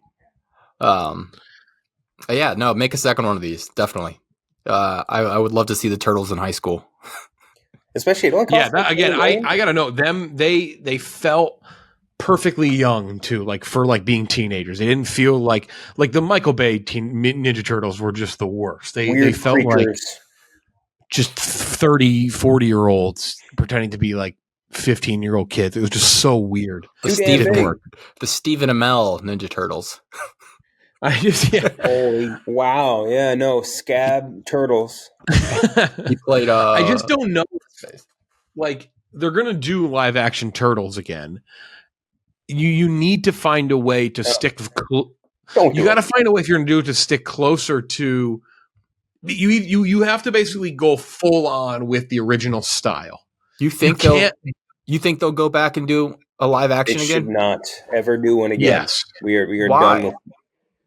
I just think they will. I don't know why wouldn't they is I think the better question. They always do shit like this. Isn't one in development? I hope Please not. don't tell me. And please don't tell me that's true. I swear we've even talked about it. There's nothing on the list, at least on Wiki, but Maybe could not. be wrong. I'm just saying if they do it again, it needs to be significantly closer to the original than the last one. The only way to make it work is if it's so far removed, because once you start doing the Michael Bay stuff, then it's just animated essentially, and it just looks wrong. It just it was those were tough. Again, the sequel was somehow way better than the first, but it still stunk. But the new one is awesome. If you have a chance to go see it, I think big time go see it. I wonder, did this movie, because I'm just looking on Box Office Mojo, it's made 50 back of its $70 million. It's only got $8.5 million international. Is this movie? I think it'll carry. Is it going to hit China or no? Because what in the movie would keep it from being released in China is the real question.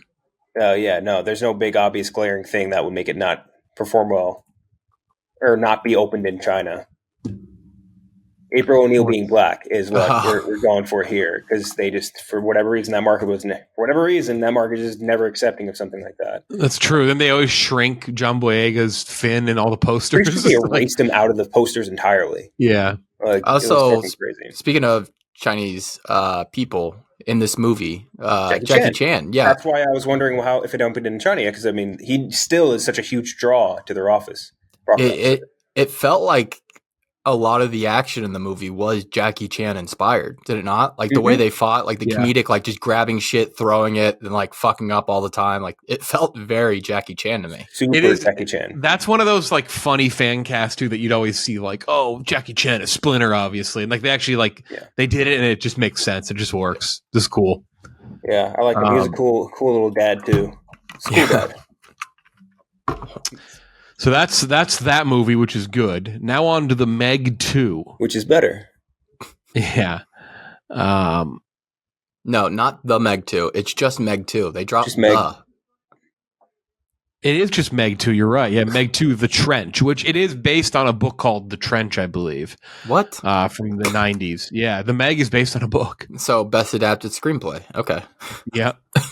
Yeah, The Trench by Steve Alton, a 1999 novel. Probably good. I'm sure it's a good book. Actually, you know what movie, speaking of China, what movie? Oh, no, Meg, A Novel of Deep Terror is the first. That's a movie that crushes in China. I believe The Meg made a fuck ton of money in China. It also is, I believe, a Chinese production, though. This opened to like 137. Yeah. When The Meg came out, they called the book Jurassic Shark. So wonder what hype they rode that train on. The Meg 2 returns our lead character, Jonas Taylor, played by Jason Statham, a veteran diver who specializes in deep sea search and rescue. Let me pull up our scores for the first one before I read the synopsis here. So the Meg came out while we were doing this podcast. I gave it a 47. Is that your guess, or do you know? I'm almost positive. You gave it a 47. I gave it a 43. Directed by John Turteltaub. I love that dude. Turteltaub. It is one of the best names in Hollywood.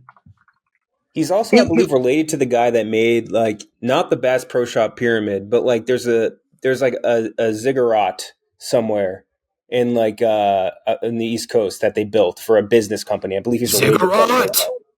Yeah, like a Babylonian fucking building. That was me doing Vegeta. Saying ziggurat.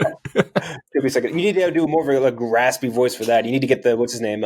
Ziggurat. Chris. Yeah. Who's the guy that does? Does Piccolo, yeah.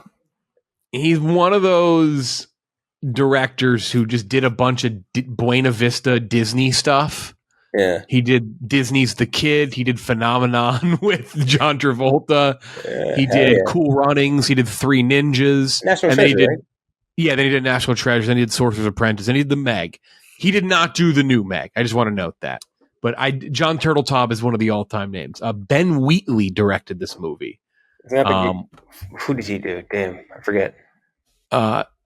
Ben Wheatley directed the Army Hammer Lily James Rebecca movie. That Free Fire movie with Brie Larson and Army Hammer, which should have been better than it was. I guess he's a collaborator with Army Hammer on movies. This movie is the Meg 2. I'll read the synopsis before I give my. Oh. Anyway, we gave it the 40s, and before it wasn't. Look, the Meg was not good, but like I don't think we hated our time watching. Like we enjoyed like talking whatever. It was like stupid. It was fine. Jonas Taylor leads a research team on an exploratory dive into the deepest depths of the ocean. Their voyage spirals into chaos when this is such a lie already. Malevolent mining operation threatens their mission and forces them into a high-stakes battle for survival. That's just pitted against colossal prehistoric sharks and relentless environmental plunders. They must outrun, outsmart, and outswim their merciless predators. This is the shark is not really the villain for much of this movie. That needs to be noted. This is a reviewer put it better than I did. Like it's basically the villain is like the corporate world. Like that's like what the villain is for much of the beginning of this movie. It takes way too long to get into it. And it's not like this is a 3-hour long movie with an hour and a half, 2-hour long shark payoff. It's under 2 hours long. This movie is the Meg 2, The Trenches it's charred asshole. This movie sucks. This movie is brutal. It's not like 10 out of 100, but it's in the low 20s for me. I have it at 21 out of 100. I've seen worse this year. 21 is still really bad. Couple were maybe redeeming things, but anything redeeming you saw in the trailer already. Like anything cool, we already like. There's nothing really to it. 21 might be generous. I don't know. Maybe because we just watched what did we just watch? That was fucking horrible. I just watched so many of those bad movies that were on Netflix that I like. You watched Lucky Strike, right? Or Hidden Strike? Hidden Strike. You're just thinking Hidden of cigarettes. That's the Cena one. Yeah, tobacco pilled brain gooch with the Zyn packets. Yeah, fair. Hidden Strike with also Jackie Chan, by the way. It's terrible. 21 out of 100. Really bad movie. Looks bad. Honestly, I'm probably being too generous, but whatever. I've seen worse lately. That is the thing. Not only that I see worse, Ken, Jack, and I read off that list of worst movies we reviewed in the podcast, and it's really reminded me, like, man, there are some way worse movies. But I'll give it a 21 out of 100. It's bad. Audiences don't seem to despise it. Just a heads up. I don't know why. I thought, like, going into this, I was like, audiences like it. Like maybe it's 2 hours of dumb shark stuff, which I would have been okay with. You went full Gotti mode on that. You're like 30 minutes of it. There's it really is not anything fun, like shark wise. This is one of those movies where people like go like, oh, this is what movies should be. They should be dumb and fun and stupid. So this is good. But they didn't actually even fucking watch it or something. Like, this movie is not good. Like, if anybody watches this movie and comes away with the takeaway that it was fun, I don't even know how. Like, that's the thing. It is not fun. It's not a fun movie. Mm-hmm. No. Yeah. So I landed a little bit higher than you. I was like a 30. I'm gonna say like a 32. Definitely not as good as the first one, which like good we're using liberally here. But at least fun, right? Like it was at least a little fun. Yeah, there was like big glaring issues in the first Meg for sure. But like it was basically Rainn Wilson. But like there's not a lot in here that I think captures that same level of magic. And I think part of it's just like every movie, I think when they're at a certain franchise point, it devolves into, hey, our new bad guy, it's the man. It's corporate America, and it's a mercenary group. But she's a woman. Always. She's a woman this time. Fucking a mercenary group in corporate America. So that part of it, lame, boring. That whole beginning, like, honestly, 2 acts. I think they thought if they just showed us a Meg, that it would take the edge off, basically. And, like, It wasn't the case. Like we get through this thermocline or whatever, and like we're just not seeing any shark attacks for a very long time. And like it kind of hurts because this movie, you watch it, and it's almost like it's so close to being the right level of self-aware. You know what I mean? Like, and that sort of with these sort of movies, that is a very, very there's a very slim margin of that where you hit that right level of self-aware where it's like you're not too self-aware, too meta, where everyone's just like, all right, yeah, we fucking get it, and you're not like on this like, oh, we're kind of taking ourselves seriously bit. Like this one is just more on the I think take it safe seriously bit, and it just if they found the right balance. It made this just a fun-ass movie of sharks just killing the shit out of people, and that's it. And less about Jason Statham, because he's the least interesting part of this. They thought Jonas Gray or whatever is that's the running back. Famous running back Jonas Gray. The guy got cut for missing practice after like an 8-touchdown game. They thought this dude was like the reason people are going to see The Meg. Buddy, the movie's called The Meg. We want to see The Meg killing shit. And like that, we didn't really get a lot. We just kind of got like background shots of it, and then Jonas Gray using the Meg to kill mercenaries. Like that, it was very, very frustrating to watch. Like there's still parts of it I thought were funny or fun, or like they managed to hit that level of self-awareness at points. But it was a waste of time. I'm happy it wasn't longer than it was, which is still probably too long for a movie like this. I was, by the way, I didn't check the time. And I was seeing another movie after this, and I was like, man, there's not a lot of shark yet. There's got to be a lot more movie left. And then I did look it up, and I was like, oh, what the fuck? Where's the time for shark? Yeah, not nearly enough. And then they're like, yeah, you know what people are going to want to watch when they see the Meg? These weird amphibian creature things. What the fuck was that? It's like, dude, that's not what we want to see sharks. This movie is for sharks. That is what this franchise is for. We want to see sharks eating people, sharks being scary. That's it. We don't need like this weird, almost, you know, kind of reminded me of was, what was it, Godzilla King of the Monsters, where it's like 90% of your time is spent not watching the monsters fight. It's spent following the background around a wreck of a city.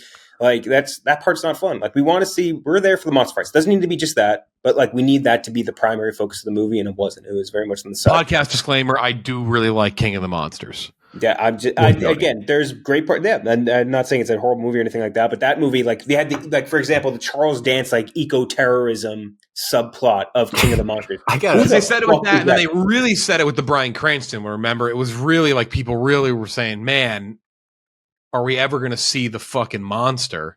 Yeah. But the thing with Godzilla, the Bryan Cranston, which I did like too, at least there's like good writing and like a decent story, and it like. Sure, it's not maybe exactly what you wanted, but at least what they give you is good. Where this, like, the non-shark stuff is ass. It's ass. Yeah, the actual shark dog water too. It's really bad. Yeah. So it's like they're supplementing it with garbage. Yeah, dumb. What do you call it? Fights too. Those were bad. The whole subplot with Gray and his adopted daughter too, like all that crap was just like, who the fuck wants this, dude? We just want shark fights. So yeah, I'm going to lower it the more I'm thinking about it. I'm going down to a 27. Yeah, I'm actually, the more we talk about it, I'm doing a full 10 drop as well. I'm going down to an 11. I haven't talked with a human being about this movie. I haven't talked to the human about it. I'm dropping to an 11. The more I talk about it, I hate it. I'm at an 8, and it's like, what is there that you like about this movie? Like, it looks. Again, I'm only saying that because the starting base I rate a movie is always like a base number. So it's like it starts more, then I tack on like the elements that I maybe liked or disliked. Okay, that add a story, whatever. I based it off of the fact that I've seen other bad, but now I'm thinking about like this is just as bad as the other crappy movies that I've seen. Mm-hmm. It's a bad movie. It's bad in a way that's not fun, which is the worst kind of bad movie. When a bad movie is bad and it's fun, that's okay. I can give it a pass. It'll usually get like a 30-point bump from me. You guys aren't like big golfers, but you've driven this. I'm gonna use this example because this kind of reminded me of. But you guys have driven a golf cart, right? Like you've driven a golf cart is the easiest like 4-wheel thing to kind of have mildly tip over and then you course correct. That's what the special effects felt like this movie too. There are some bad ones, but it felt like a golf cart tipping over times. You're like, yo, this is about to be sci-fi channel, and it never totally crosses into that territory. But man, it like they just tipped the cart back enough every time. You're like, oof. You know was close to epically bad. The time they spent hiking across the bottom of the trench is some of the ugliest shit I've ever seen on my fucking screen ever. And to your own point, Gooch, I would like to just add on the fact that what helps too with this is the baseline already started very low for this movie. Like no one was going into the Meg 2 and being like, oh, this is going to be like Jaws level shit. It's like we're kind of expecting to be big, dumb, goofy shit. And I think they marketed it like that too, which is smart. But yeah, definitely I think helps when your expectations are kind of on the floor. Yeah, just make a big dumb shark movie. Don't make some fucking commentary on like I sent you guys the screen caps from the not the screen caps because we saw this movie in theaters. But the villain was like when she's delivering her speech, she's like, "Your institute will be a platform that we use to plunder the ocean for decades." And then she's like, "And before you start whining about the ecosystem, who cares? We'll make billions." Like just real. But you see, that's another thing with the self-awareness where like that almost could have worked if they leaned more into that level, but it wasn't consistent that way across the board. No. Oh my gosh. This movie stunk. Do not see this movie. Yeah, no, I'm not. I mean, it's made enough. It's made enough money. I can't believe it. I mean, this movie was made for China. I mean, this is a Chinese release, but like, good Lord, $137 million for this piece of shit. Fuck that. Fuck that. Go see other stuff. Go see Barbie again. Go see Oppenheimer again. Let's see. What's my AMC show? For as much as I tell you, go see Ninja Turtles. Like, no, whatever. Go see this and just take a big dump on it. I don't know. It's like, but it's not fun. That's the thing. It's just not fun. What else we got in theaters right now? Go watch. There should be a guy or a gal or someone at every studio that is just like a movie goer, plain and simple, and they watch every movie and they give it it's either a good or bad, and if it's bad, they got to add more fun to it. Like, nope, can't release that. Do something a little like make it a little wackier. Just add one. I don't know. Put in David Duchovny with a random like goofy role in the middle. Something just weird. Get like the Alien fans involved. Like you got to. That's the thing. It's like when a bad movie that's not fun is truly the worst sin in Hollywood. Truly. Mm-hmm. I'm reading this review from someone. They say saw it in 40x. At one point, I had so much water. I can't even read. They say I had so much water cum shot in my eyes. I couldn't see. Let's see. Meg 2 I can't think of a worse movie to see in 40x. Oh my god! This franchise needs to be buried at the bottom of the Atlantic. You know, I didn't. What show I just saw? I just saw a show that was 100% around Tomatoes for their season. Oh, Foundation. Didn't you say, Kenjak, you didn't love it? It's no. Then you get to have a brain damage to think that's a 100% in any modicum or any way, shape, or form. Like if you were just judging on special effects, the special effects are crazy good. Just much like almost like Lord of the Rings, but like the material of the Foundation is so fucking dense and so like hard. Like there's just storylines you don't want to pay attention to at all. They're so lame. Yeah, I was thinking about maybe watching it, but it doesn't seem like I can just toss on. No, you got to pay attention, like very, very. You have to pay super close attention if you want to catch on anything, and it is still so dense and still way too much. Meg 2 fails on a molecular level. Holy shit, these people really don't like this. By the way, speaking of shows, I've been doing a Sopranos is a show that I'll just toss on, and I have been doing a rewatch because I've seen it enough where like I just know the show. But I'm in the end of the Jackie Jr. storyline, and I always do forget just what a real piece of shit he was. He had an all-time high text at our good buddy Glenny Balls about this. They said he when he drops the word ass and Scrabble with Meadow, and she's like, really? And Jackie's like, yeah, and how about giving me some?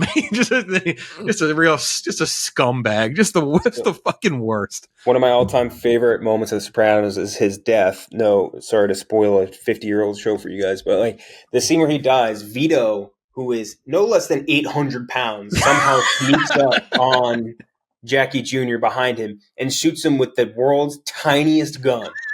Like this, I swear to God, this gun is maybe 1 inch long, which is actually pretty big to some people. But like it was like it's literally like a toy gun, like a GI Joe gun. And he's like, and like the gun has no recoil, no nothing. It's just like a little tiny puff of smoke comes out, and Jackie Jr. The falls following all scenes through him. after that are really good Jersey Italian scenes. Like just when Tony sits down to it the restaurant, and then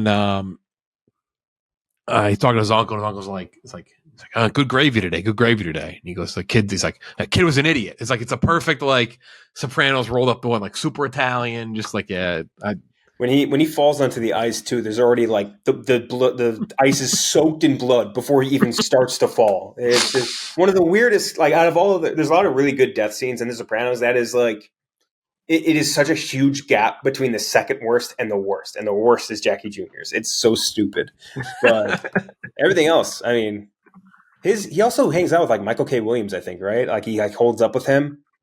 That's who he lives with, and that's another one that I honestly forgot about. Is a lot of HBO stuff. Michael K. Williams. I always assumed, maybe because he's such a recognizable face, is I always thought that he was in it much longer than he really was, but he really isn't. He's like she's just in the doorway. So I think part of that is Boardwalk Empire, because Sharky White is like such a cool character in Boardwalk Empire, so I always conflate it with that, just mob shows in New Jersey, I guess, which he's really good in. But yeah, not much to do. And they did that and that was one of the other worst things in The Sopranos, is that one, I think it was in the early season, they do that whole bit with Bokeem Woodbine as the rapper with Chrissy and everyone else. That whole bit was bad. But he really picks up steam after that. It's every rewatch or mild rewatch of that show is just it is just fucking awesome. So good, so well. Vibbs just started for the first time, and he just got to Ralph Cifaretto for the first time, and like me and Clem were just like, "Well, you're in for a treat." Fucking another great character. Speaking of Jackie Jr., all-time hair. Joey P, one of the all-time great performances. Yeah. Yeah, you eat a sausage by the truckload, or where the fuck he says before Tony gets him. That's really good. Also, who's the other guy? Not Ralph Cifaretto. The guy, not Ralph. Who the fuck is the other guy? The guy that gets out of jail and dates Janice. Fucking Richie. Richie Aprile. Yeah. He's another great. Aprile, there's so many good characters. Sorry to go off on a tangent. He is Richie Aprile is probably the. I can't think of a scummier TV character. He's walking embodiment of scum. Yeah. Just the fucking word. And the way he dies is perfect. Again, sorry for spoiling The Sopranos, but it's so good. About 25 years ago. I rewatched that a million times. That whole sequence. So that's he kills Beans, or he's attacking Beansy. That I forgot that character's name. Just also made that really funny. He's like, you crippled Beansy, and like the guy who runs the pizzeria named Beansy. Sorry. I think that's it for our reviews. Now it's hot. We're gonna do some hot takes. Oh fuck! All right, I gotta do this at the seat of the pants. It's one thing I forgot. So actually, here's a little funny thing. I was looking for inspiration on movie hot takes. What's that? And I was like, I just want to see like what some are, just to maybe like inspire, like maybe there's a hot take I haven't thought of, because I wrote down 4 pretty quickly, and I was like, I need another one. Ranker.com has made a list. 26 pretty controversial movie hot takes that just might make your blood boil. Okay.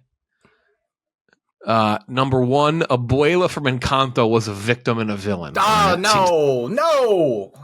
Very specific. No. And it's like, number 2, Percy Jackson had so much potential. What's the hot take there? Sorry, it's kind of a vague observation. So I'm scrolling. I'm like, well, this is kind of stupid. I'm about to give up. The hot take is that this number 1 selling, like for a decade straight, YA novel had potential as a franchise. Whoa.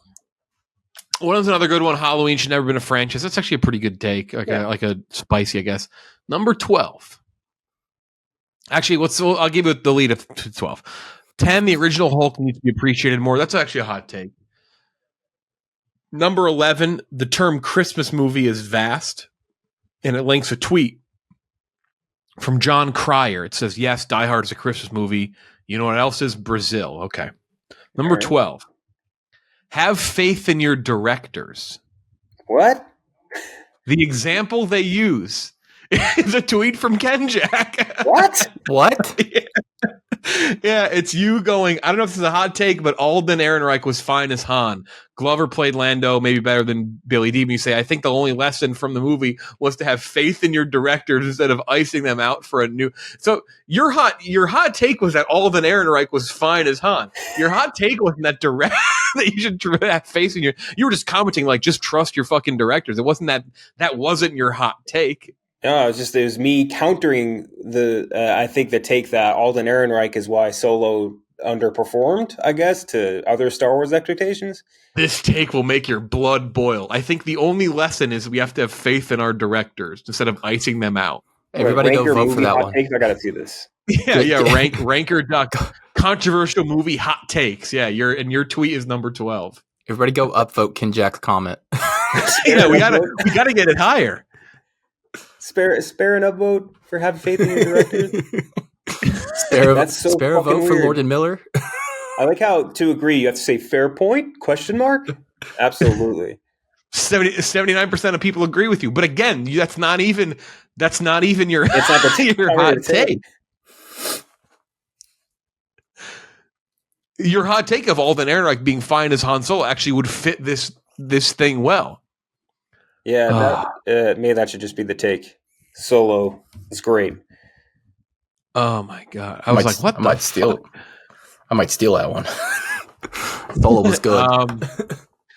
All right, so let's do. It's not really a draft because we have the same hot takes, whatever. So we'll start off. I'll throw it first. I drafted last time. I'll go maybe simpler because then I have a kind of spicy one at the end. People won't like. People should know about this is a podcast. I think Bad Santa is the best Christmas movie. Yeah. Bad Santa, best. I know you like the traditionals, and I love them too. The Home Alones, the Christmas Vacations, the It's a Wonderful Life, all that. But Bad Santa for me, it's the best. It's the best. It's the perfectly cynical, and Christmas Vacation is pretty cynical too. I will say that. But Bad Santa's the perfectly wholly cynical Christmas movie, which I also think that, by the way, I know the goofiness of Arnold Schwarzenegger gets in the way too, but Jingle All the Way is a perfect Christmas movie in terms of what it's like covering and what, like, yes. And we don't do that anymore. Like, we don't hunt for the toy. Everything's online now. But at the time, like, well, yeah, maybe Arnold flying around fake Minneapolis on a backlot takes away from it, but like it really nails the Christmas shopping experience back in the day. It's not, his name is not Arnold, it's Schwarzenegger in that. Don't forget it. It's like Howard Langston. Howard an Austrian Langston, accent for no explained reason. The most middle American name, and it's from Austria. Oh, Tom Langston. Hello, how are you?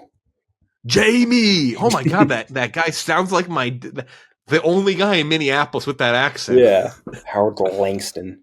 So yeah, Bad Santa, best Christmas movie. All right, Ken Jack. I could do something that I already did. You know what? I'll start with the one that I think it's become more of a common one, but I still think even when I was saying it early in the podcast, it was considered more controversial. And that Prometheus is one of the better sci-fi movies of the best 10-ish years. I think people gave it a lot of shit because like it wasn't Alien or Aliens, and I can just possibly do that. Prometheus looks great. It's acted great. Like Fassbender fucking cutting a rug as David the android looks fantastic, man, and I like it. I had this on my list at first, and in my head I go, I think Ken Jack is going to do this. I'll just take it off because I do agree with you. I mean, I get where some people have complaints about like the length, the pacing, and the story. Sure, but in terms of visuals, it is one of the most gorgeous movies I've ever seen. It's beautiful. Oh yeah.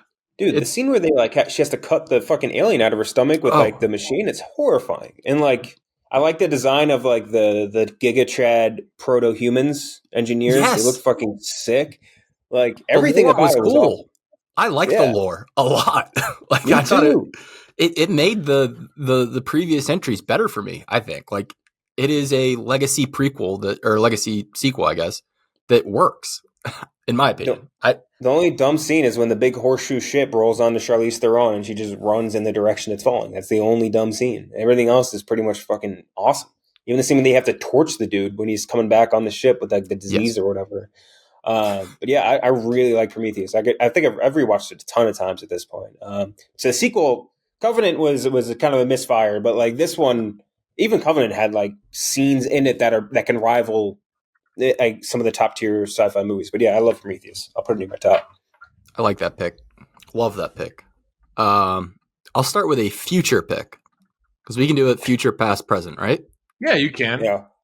I don't think Avengers: The Kang Dynasty is going to come out. That's my hot take. Ever. Really? Well, hold on. They have too I much think they investment. changed. You mean I think they changed course. reshape to what it is, right? Yes, I do not think it's going to end up Okay. being a Kang movie as the overarching villain. I don't think that's going to be where they go after this. I think this strike is going to extend these projects that have been in development, which just means we picked out some writers to put in a writer's room. I think they're going to reassess what they're doing, especially with this multiverse stuff. I think they're going to tie it up and they're going to figure out how the fuck to get to Fantastic Four and X-Men as soon as they can. I do not think they're going to do this Kang Dynasty. Like, especially with not even having the Fantastic Four even cast yet. Like, it's so far off. It is so far off, and I think they have to make some serious changes soon. And I think they know that. Mhm. It doesn't, and obviously, without saying the obvious, it does not help that Jonathan Majors is like, I don't want to say persona non grata, but he is in a sticky situation. Yeah, to say the least. Yeah, where even if everything is like, I mean, like he has been. I know the charges were dropped, correct? I believe so, From yeah. the one, but like there's still stuff stemming from that. So I don't know what they're gonna. We'll see too. And you got Loki 2 coming out, Mm-hmm. and I'm he's a interested- big part of that. I'm interested to see how big of a part he has in it. Like, is it a thing where he's just in the shadows looming and they see him a few times and they're trying to like basically escape his gaze? Or are they going to be going up like mano a mano against him? Like, I could see them like just showing him and not really making him a focal point. The main character, yeah. Yeah. I like that. Does Gooch go again twice, or should we just loop? No, we can just. It's not really a draft. We can just loop back around. I'm gonna go. I've said this one before, so I'll get this one out of the way. But I just wanted for our social audience to always argue up. But I still always say Gene Wilder as Wonka is the best foreign I've ever seen in my life.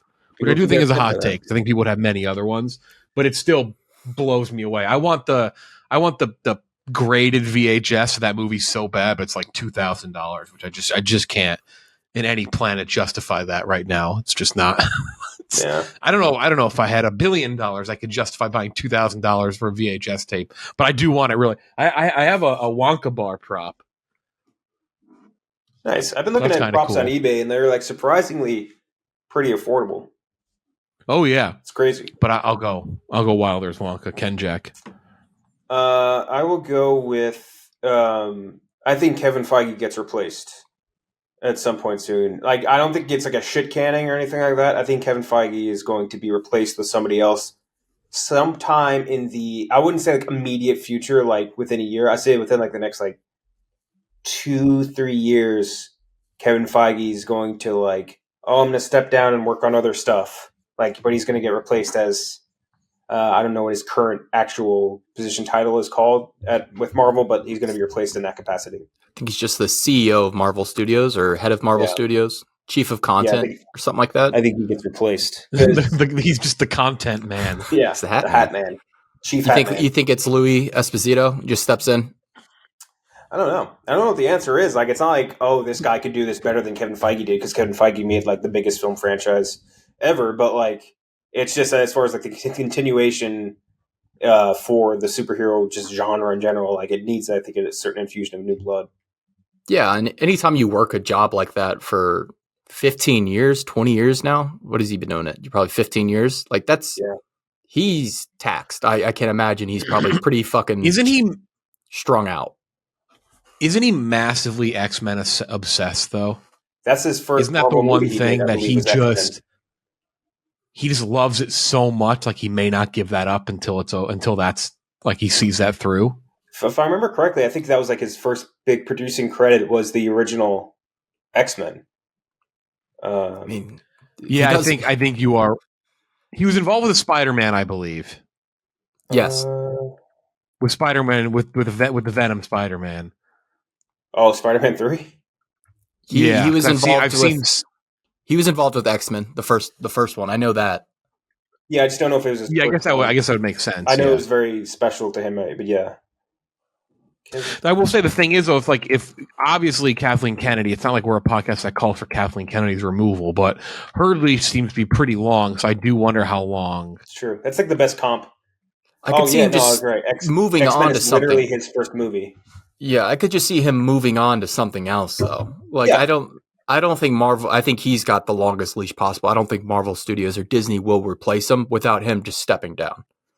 No, but I think makes for sense. him, he'd be the one where like I'm going to make this easier on both sides because I'm not going to sit here and then slowly lose the legacy that I've built as like the creator and brainchild of this operation by becoming fired. Basically, yeah, like I think he'd rather leave on like a relatively good note versus being eventually canned by Bob Iger or whatever.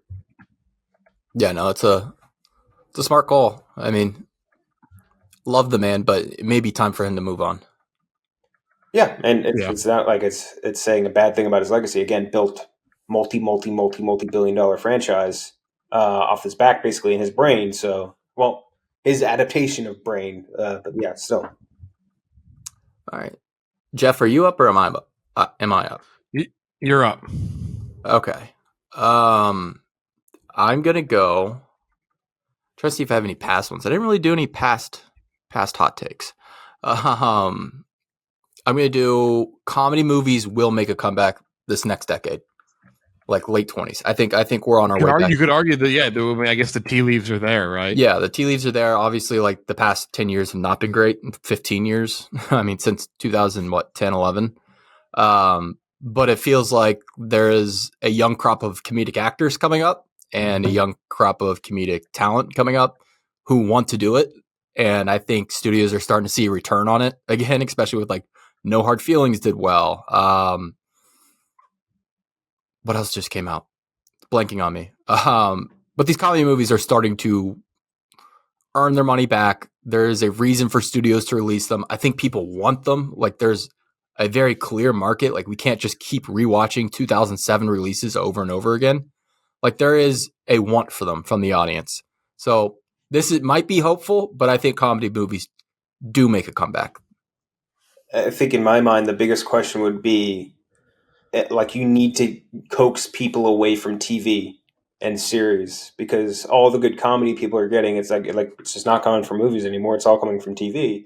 And not like the goofy dipshit sitcom humor, like the really good higher level stuff. Like that's all coming on TV now. So you need to find a way to get them away from that and back to the screen. Here's how you do it. You're going to make more money and you're going to shoot for 3 weeks instead of 3 months. Yeah. I mean, that's the easy way to say it. But like when you're a movie or if you're like a comedy mind and you're like, hey, I can work for 3 months on this thing that's going to come out. Everyone's going to take a big fucking shit on it and be like, oh, no one makes good comedy movies anymore. No matter how you try or work. And it's going to take you forever to sell it because studios don't want to buy these anymore. Or I can work for 6 months on this thing. I'll get more creative input on, and then I'll be able to shoot, even if it takes longer. You go to series, and then if that fails, just go somewhere else that's doing the same thing at a different network. So it's like I can just imagine, as weird as it sounds, and might be an uneducated opinion on this, it feels like it's so much easier to get a comedy series greenlit than a comedy movie for a studio. You know? Oh yeah. No doubt. I mean, obviously. So, like, if you're a Tim Robinson, they're not paying streaming writers. They're not paying the streaming writers. Like, if you're Tim Robinson or whatever, like or like that sort of brain guy, instead of trying to shop around your style of humor to an SNL that rejects you, or trying to make shows that I'm sure when he pitched, I think you should leave. I doubt Netflix was the first person and only person he went to. Like, you can, if you had the ability to go and make a movie, it would be huge for them. Yeah.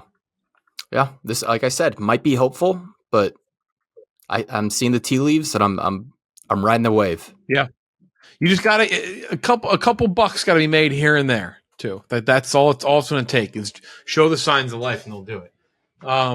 my next two are going to be comic book related, but the first one is going to be, I think, Affleck, top 2 Batman / Wayne, Bruce Wayne portrayal. Top 2.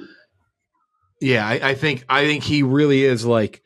I kind of like both. I think his Batman's awesome. I think it's a disservice that he never got to fully do something. I think DC kind of fucked him on that, obviously, with everything went down. But I just love his portrayal of that character. I think the way maybe it's written isn't perfect. I think it's like positioned in a way where I wish it was. You know, people always talk about like how Superman's the cynical one in those movies, and it should be the other way around, where Batman's the cynical one, all that, and more related to like the type of character you see maybe in, say, the Batman. But I love Affleck's portrayal of that, and I really think he's like legitimately great. If he's number 2, who's number 1? That's. I probably still say Keaton. I just love Michael Keaton Batman. So who's 3? I'd probably say, well, okay. First of all, Kevin Conroy is probably like, but Okay, I'm not going to put the not counting voice. Not counting voice. I'd say Pattinson probably. I don't love. I think Bale's Batman is fine, and the movies are amazing. But I think Bale's Batman is like whatever. No, I agree. I just wanted you to say it for the point of we can clip it now, Gooch, and put that up on social. Because people like it's the correct opinion. Like Christian Bale's performance as Batman is not why those movies are good by any stretch. Right. And people just like don't put that together in their head. You know what I mean? It's just you're saying Batman's bad? No. Those Dark Knight trilogy, incredible. He is not the reason that they are good. He's a good Bruce Wayne. He's just not my favorite Batman. I think he does. Yeah, it's just not. The voice is not my favorite portrayal. The voice was a bad decision. We can just look back on that and say that now. Like, yes, it was just the wrong call. The wrong call. Yeah, Keaton's still probably my number 1 though. I do love Michael Keaton. I just think everything about Keaton's portrayal fits how I view that character. Maybe that's unfair because that was like the first like big budget live action of like this generation, or a generation. Mm-hmm. But yeah, that's how I'd have it. Where does Adam West come in? I mean, that's where you start to be like totally different. Just that's just a whole different world. Yeah. Val Kilmer? Don't love Val's. I don't even hate George Clooney's. Like Clooney's is like that's again the tough one about Clooney's too is that now you're starting to talk about writing, like whether or not you thought his was terrible. Like he was never going to be successful based on how nobody could. The second he pulls out the back credit card, like it's game over. But that's not George Clooney's fault, right? Yeah. Are we missing a live action Batman? No, I think we named all of them. Ian Glenn in the show Titans. The guy who played Ser Jorah Mormont. Yeah, he's a... But that's a different version of him, isn't it? I thought that was... Oh, wait, no. He's just retired. He's just like an older Bruce. I don't know. Gotcha. He's the king simp of Game of Thrones. Yeah, it's weird. It's a weird portrayal. It's very bizarre. All right, I'm up, right? Yep. Okay, I will do Tom Hanks has lost his fastball. And I'll say Tom Hanks has lost his fastball since the movie Castaway, so 2000. There we go. Now it's hot. Yeah. Well, he's lost, and I'm not saying hasn't made good movies like the Mr. Rogers movie was a great movie, great movie. I think him as an actor, when you look at his 90s, and not just the success of the movies, but his skill as an actor in them, and then you go look at his movies, like especially Castaway. Castaway, he is incredible. Specifically him and his acting ability, not what the movie is doing around him. And then you look at him in the movies since then, fucking Sully, fucking like what was the Greyhound? Oh, don't even give me not Greyhound. News around the world. News around the world. Yeah. The Post. News around the world. What News was of it? the world. News of the world. Go. Yeah. Paul Greengrass. Yeah. Oh, there we go. Paul Greengrass and John Turtletop were best men in each other's wedding. Would not for surprise sure. me. Without looking it up. And they fucking hate Dave Green. They fucking hate him. Even like and like The Terminal, which I think The Terminal is a charming movie. The charm has nothing to do with Tom Hanks, in my opinion. Like I just like the idea of whatever the fuck that character's name was. But like I think as an actor, you look at how he was challenged in some of those movies in the 90s, and I don't mean like in Forrest Gump, if you know what I mean. I mean, it's like he was just like took some roles that were really tough, and he did really, really well as an actor. And I don't think any of the roles I've seen him in the last decade plus, other than I would say again, Mr. Rogers, like have really been challenging, and he's never met the challenge. He's never been like, wow, check out Tom Hanks in this. You know what I mean? It's fucking Elvis. It's like, hey, I need to do a goofy accent, buddy. It's like, no, you don't. You're fucking Tom Hanks. Just be Tom Hanks. Yeah, I mean it's still the Elvis performance is still shocking because it did nearly just derail the movie. The entire movie, which would have been like earnestly, if the movie is, I excused his performance to rate that movie because I like the movie so much. I would have rated it like a full 10 points higher if he was not that character. Like probably more, honestly. It being told through the lens of him was so fucking stupid. That's how he talked. That's how that guy talked. Who cares? It sounds dumb. You look like a fucking fat bastard from Austin Powers. Like it's so stupid. But yeah, that'll be mine. Tom Hanks lost his fastball. All right, I'm up. I'm gonna go. Most of these are future picks. I'm gonna go with an animated movie will win Best Picture the next decade. Which is I like that. Yeah, it's only kind of funny. It's kind of similar to what I'm about to say, so that's funny you say that. Yeah, they've been nominated 3 times before. I think it was Up. Trying to remember the other ones. Nominated for Best Picture, but I do see like, especially, and I don't want to say Spider-Verse started this, but I do think there's a path where these wild ideas that filmmakers, writers have just work better in the animated space. And it only takes one person to really take a risk in that department and the Oscar voters to eat it up. And I think it's going to happen. I do think it will happen at some point. Especially with the younger generation of viewers are just more acclimated to animated movies. Like you talk to Klimmer, and I did not know this, that they just didn't have animated movies in like the 70s and 80s. Like they had them, but they were kind of considered just dog shit. Whereas in the 90s, late 80s, 90s, Disney Renaissance is what we grew up on. We have a softer spot. We're more willing to watch these movies, to take them seriously. And I think that's the crowd that's coming in and voting. And I think that that'll help them tremendously. So yeah, animated I like that a lot. I like that pick a lot, mostly because like, I think there has been a sort of bias against those movies because at least I feel like the older the crowd is, the more they think like, oh, how do you compare voice acting to real acting? And like, how can you compare these things? And like, if you ask me, yes, like physically really acting on camera is extremely hard, no doubt. But also when you're voice acting and you need to visualize this entire scenario around you, like you need to make it in your imagination and kind of impress that on an audience, that is also extremely hard. And to do it successfully, and like in addition to the fact that like, what you're able to do in these animated movies is just so much more in some, not all cases, like gorgeous and beautiful and like breathtaking and like glimpse into the imagination of people. Like it should be one of the more accepted mediums for this sort of thing. But I think there is this sort of Oscars type. Well, it's like you hear that kind of degrading. It's a bunch of cartoons. Like that's what you hear. It's right. It's cartoons. Like it's a cartoon movie. It's a movie for kids. Guillermo del Toro's. You still see that online. People are like, oh, that kiddie movie. Exactly. Yeah. What? Yeah, Guillermo del Toro is just shaking his fist. Like, fuck you. It's like, I mean, you talk about Spider-Man. Like, I would argue that Across the Spider-Verse is a more mature Spider-Man movie than any Spider-Man movie ever released. Yeah, for sure. No, I hope it. Maybe the second Raimi, but it's very like it's pretty brutal at parts, especially at the end. And yeah, I mean, he's trying to get him to fucking kill his uncle. It's so dark. It's fucked up. Yeah, no, I hope Across the Spider-Verse. I think it should end up there at the end of the year for Best Picture nom. Hopefully that happens. It's on a lot of like if you look at like Gold Derby, where you can just see like experts make their. It's not a great indicator if you look at just one ballot at a time, and it's not a great indicator for what's going to win, but you can typically get a good sense of what is likely going to get nominated, and it is on a lot of like early ballots for nominations. Yeah, mine is, I think Into the Spider-Verse should have won Best Picture in 2018. Looking back on it, there's still a guy that tried to dunk on me and Kenjek saying it's not going to win animated Best Picture, and then What I can't find that guy. what would have won? I can't find that guy.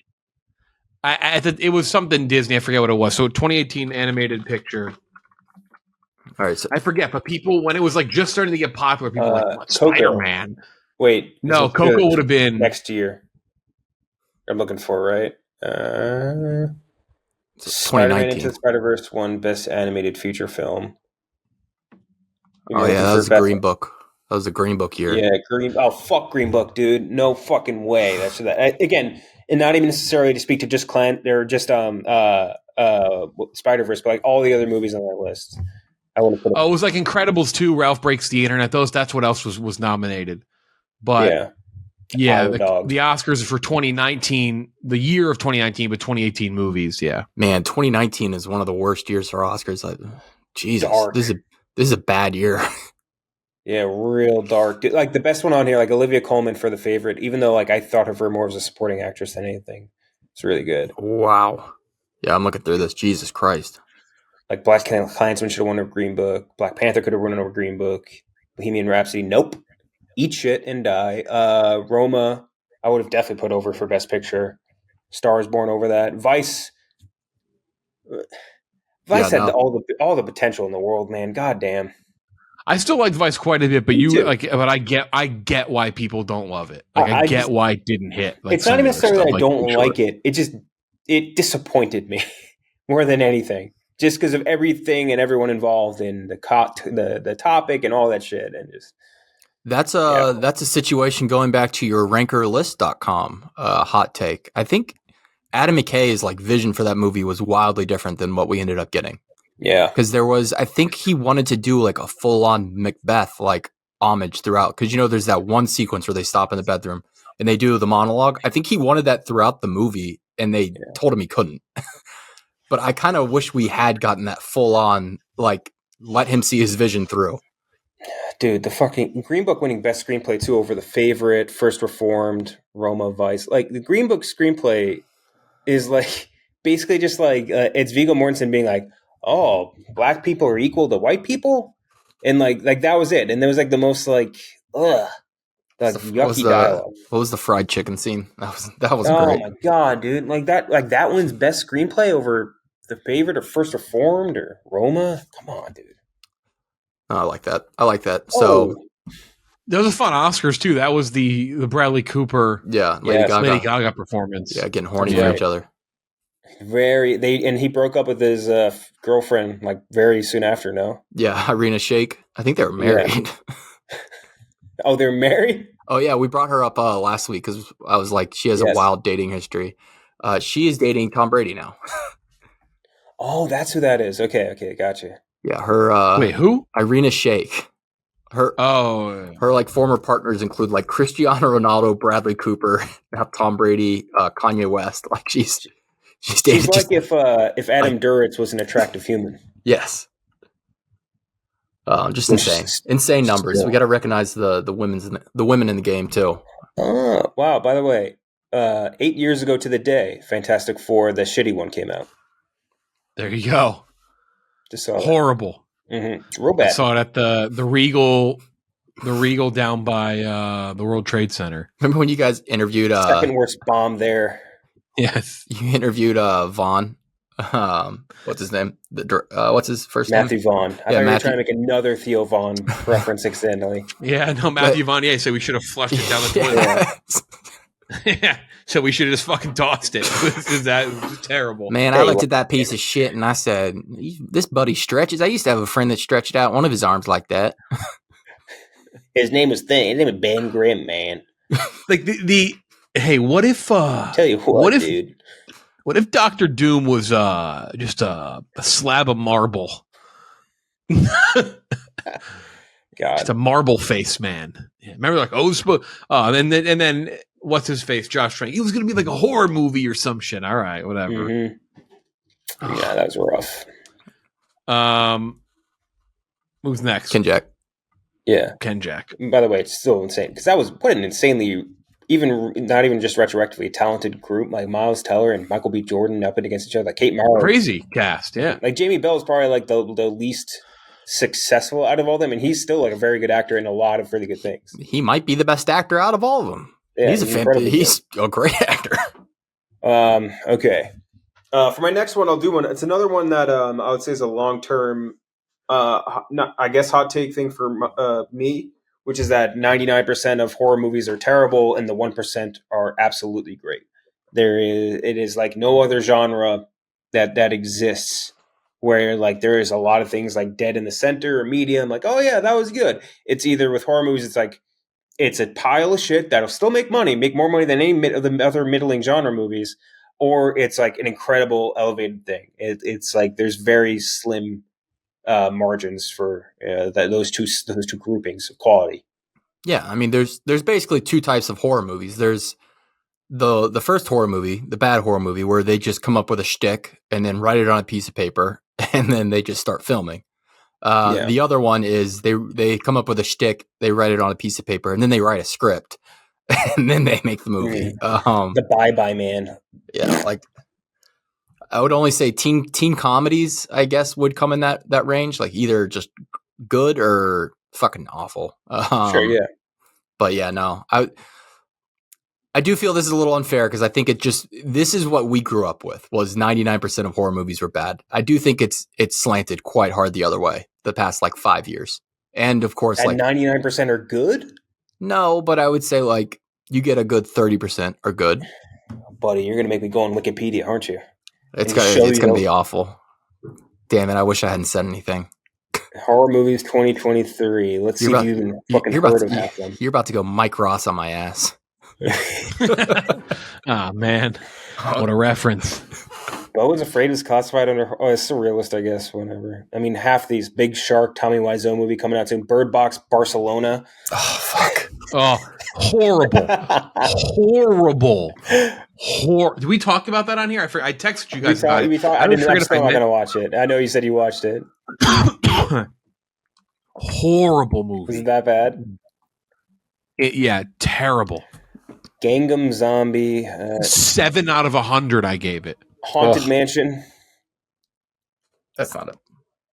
Infinity Pool I'd put up on the higher end if I had to pick an end to put in for the horror movie.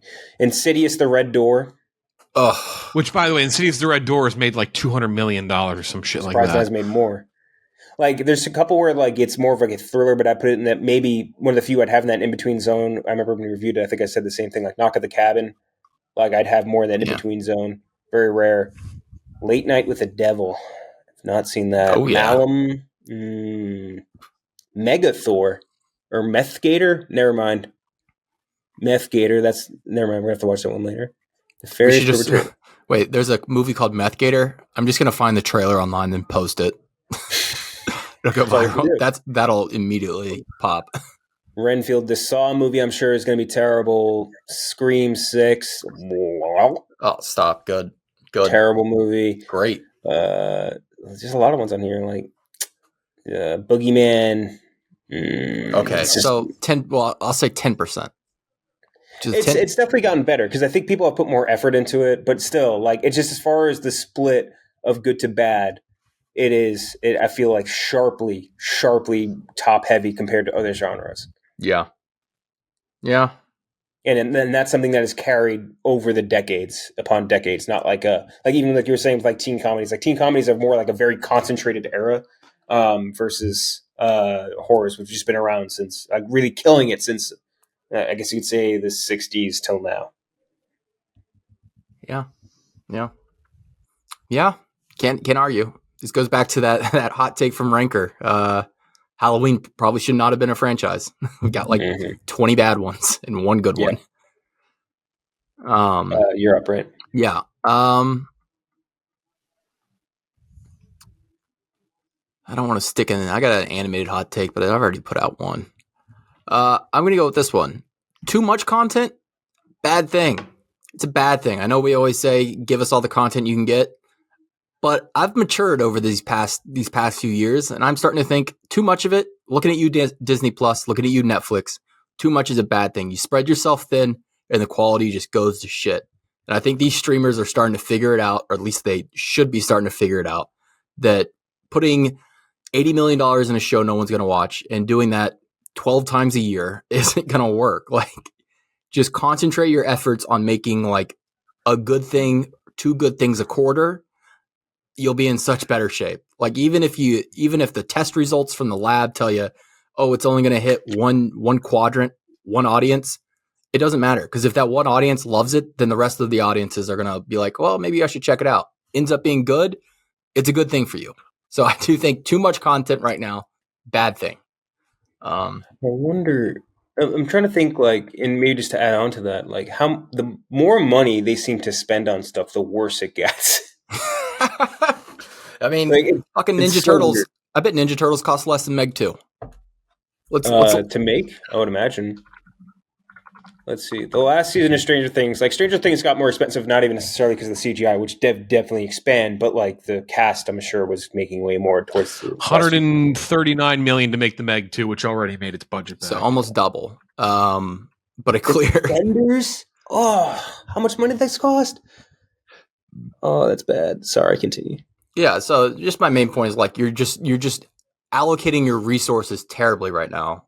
Try to spread yourself too thin because you think you need like massive new content on your front page every single week, when the reality is like there's no way people are getting through all these shows. Just make a few good ones.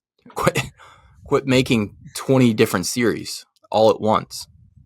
Oh, and add on to the Netflix scene, promote movies that you buy that are good. Yeah, promote the good stuff, dude. Or Suits. Yeah, no, more promoting the Suits. There's my hot take. No more. Stop promoting. By the way, have you heard the theme for Suits, Ken Jack? No, I refuse. I only ever get the one clip that they play at the end of any episode of anything I watch on Netflix. Tell me what song you think this is. It sounds just like another popular song. What, do you want me to play it?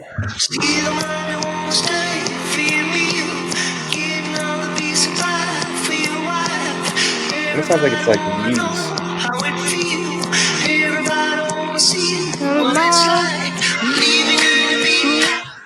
Okay, so I will note I have been having it on loop for weeks while I do work, and the wall right here, I don't have it crazy loud. I'm sure they can't hear it, but I try to make sure it's not too loud because I don't want it to be like the scene in I Love You, Man, where the guy bangs on the guard. It's like, shut the fuck up every time he hears the Suits theme, because I let it play out. But you know what it's I'm thinking of a different song, Gooch. You know what it reminds me of? I don't know why.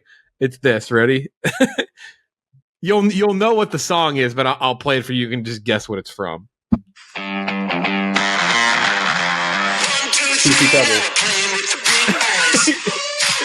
The TC Tuggers game. Kind of. Yeah, it's the commercial for TC Tuggers from the first season of. It's very similar. Holy shit! It's the same vibe. Oh. I always thought it sounded like Elephant from Tame Impala, who's a single artist. Shout out! Oh, I know what you're talking about. I did not make that connection. My old account into the grave. Ken Jack's gonna go to like a Halloween party this year, and everyone's gonna be dressed as a Suits character. Yep. Mm-hmm. Wow. Yeah. No, that's almost a direct ripoff. Holy shit. But fuck Tame Impala. I hope everyone rips them off. The one thing Ken Jack would laugh at the most from Suits, and I tweeted about this with someone the other day, is the force and like it's not like how do you do fellow kids type references, but the forced sports references are so ridiculous. It'll be like, oh really, Mike? Well, if you're A-Rod stepping up to the plate, would you rather have a baseball bat or a fly swat? It'd be like something like that. It's like it's never too like Harvey clearly knows sports, but they're so forced and they're just brutal. Brutal. I took this deal to the house like I'm Josh Cribbs. Yeah, that's like it's not like to the league level, but it is like there's sports reps where you're like, oh god. I do like that you immediately recognize the Josh Cribbs being from the league, because that's what I thought from as well. Because that's my favorite thing about going to rewatch it, because they'll just talk about players you completely forgot about, and Josh Cribbs is right there. They just be like, I met Josh Cribbs in the hot tub. Although I'm pretty sure that was Antonio Gates that they met the hot tub. Is that New York Jets return man Leon Washington over there in the fucking name? It's like, yeah. Oh my gosh. All right, my last hot take. I gave it a 73. I don't think it's a bad movie, but I don't think it's even a top 10 sport sports movie, and that The Sandlot is overrated. The Sandlot is propped up in American culture like it's God's gift to Earth, and it's just so okay. It's fine. It's a TV cart movie. It's the end of wherever you live, whether it's the end of May or June, depending on when you get out of elementary school. It's the end of the school year. The teacher's got nothing left to teach, nothing left to show. We're putting on The Sandlot. And I swear the people, if you put any sports movie other than The Sandlot at number one, The Sandlot heads come for you. They freak the fuck out.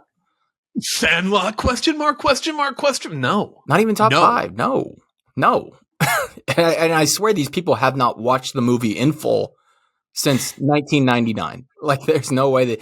Like, yeah, it's fine. It's okay. Remove your sentimental value on the film. Remove it and go back and rewatch that movie.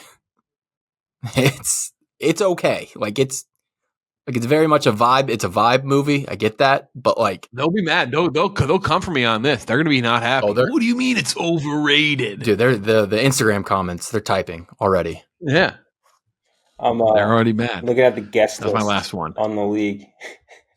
Is that Falcons cornerback Brent Grimes? Oh, that's just a side actor. Sidney Rice. Fucking goddamn. I had high hopes for Sidney Rice. But no, I think you're right. You're dead on The Sandlot. Very. It's fine. Like it's fine. It's a nostalgia tie-in thing where everyone wants to think about, especially just guys thinking about their childhood playing sports with their friends. You know, it's a good movie. Shout out to Hercules. All right, my last one. I'll just hit it. We talked about it a minute ago. I like Solo. I think Solo could have gone. Yeah. I would have gladly seen a second movie that wasn't 70% shot with one group of directors and then 30% shot with another. Because I think there was some parts of that movie that didn't work and a lot of parts that worked really well. Like that whole train heist scene, I still think is one of my the funner scenes in Star Wars. It's super fucking cool. And there are other moments that I think work really, really well. And just, again, there's certain things could have left in the dust, and I think they could have done more cohesively in the second movie if they were to ever get a Solo 2.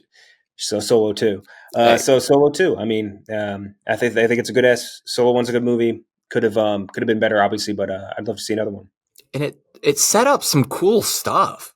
That's the other thing where I really want to see, like, the Kira stuff is interesting. Like the Darth Maul stuff. Like I wanted to see more of that. Same with you know who was really good in that movie? Woody Harrelson's whole character I thought was really cool. Yeah. And that whole standoff between them two at the end, I loved it. I liked it a lot. I mean, the worst parts are just like the stop and stare, like, oh, Solo, like, yeah, like that's, and like how he meets Chewie, like how they end up like talking to each other and shit like that, like that. But you wouldn't have that in the second movie. You wouldn't, because you've already gotten it all out of the way. Like, I am surprised they didn't move forward with the second one. They fucked it on the marketing too, which we still would have been a more fun series than the trailer didn't come out till like the Super Bowl. They didn't watch the Super Bowl. It came out in May. That did fuck it. But I still think like that could have been a fun series. And that's what I hope the Lando series is too, is that you do a bunch of inconsequential things that don't make a huge crazy deal. It's like an adventure of the week type thing with Han Solo. I think that'd be awesome. Dude, and if it was at all possible for that series, like zero, and I mean zero references to anything else in Star Wars. I do not want him to meet a character I've ever met before in Star Wars during the run of that series. Like, don't fucking be like, oh, I gotta go meet Jabba the Hutt. Like none of that shit. Just like completely outside of the universe, all new characters. Going over to Sleaze Begano's place. Yeah, we're gonna knock some back. Someone was tagging us in this. They're trying to make a Dexter Jetster show or something. Oh, fuck that. Yeah, I did see that. No, Dexter Jetster is they do a cool book called this is people not reading. It's his own short story. It's called From a Certain Point of View. They do 40 short stories from the original movies, like different takes on certain things. They're very cool. It's not like a end all be all book. It's a book I've read because it's short stories. It's really fun, different takes in the world, and they're going to do a take from Dexter Jetster around the Return of the Jedi. So it's cool. It's a cool little fun thing to do. What is the species that Dexter Jetster is? Because I remember there was Pong Krell, the guy in Clone Wars that was sick, the Jedi that turns evil. but I forget what their species name is. Those forearm dudes. That was a cool ass character. And then fucking Dexter Jetster is the mustachioed 50s diner owner. Makes no fucking sense. But that's what makes him rock so hard. And you remember the waitress had like a New York accent. She's like, "What do you have, hon?" Like, so fucking so dumb. Stupid.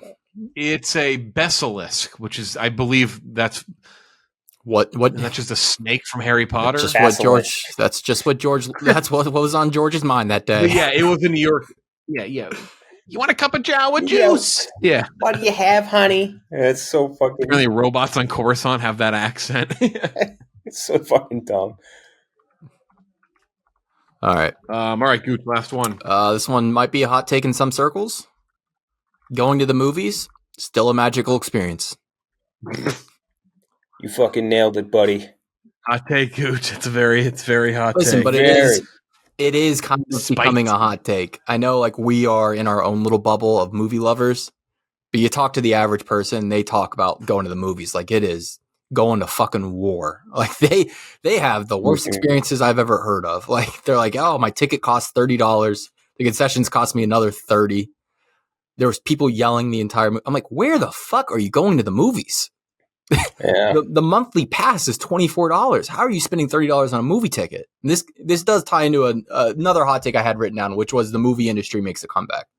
I think theaters wisen up on how they charge people. I think the monthly passes, almost every chain has one at this point, has been a great change. I think that starts to catch on. More people become more aware of it. Concessions, they still got to figure out they are expensive. They definitely are.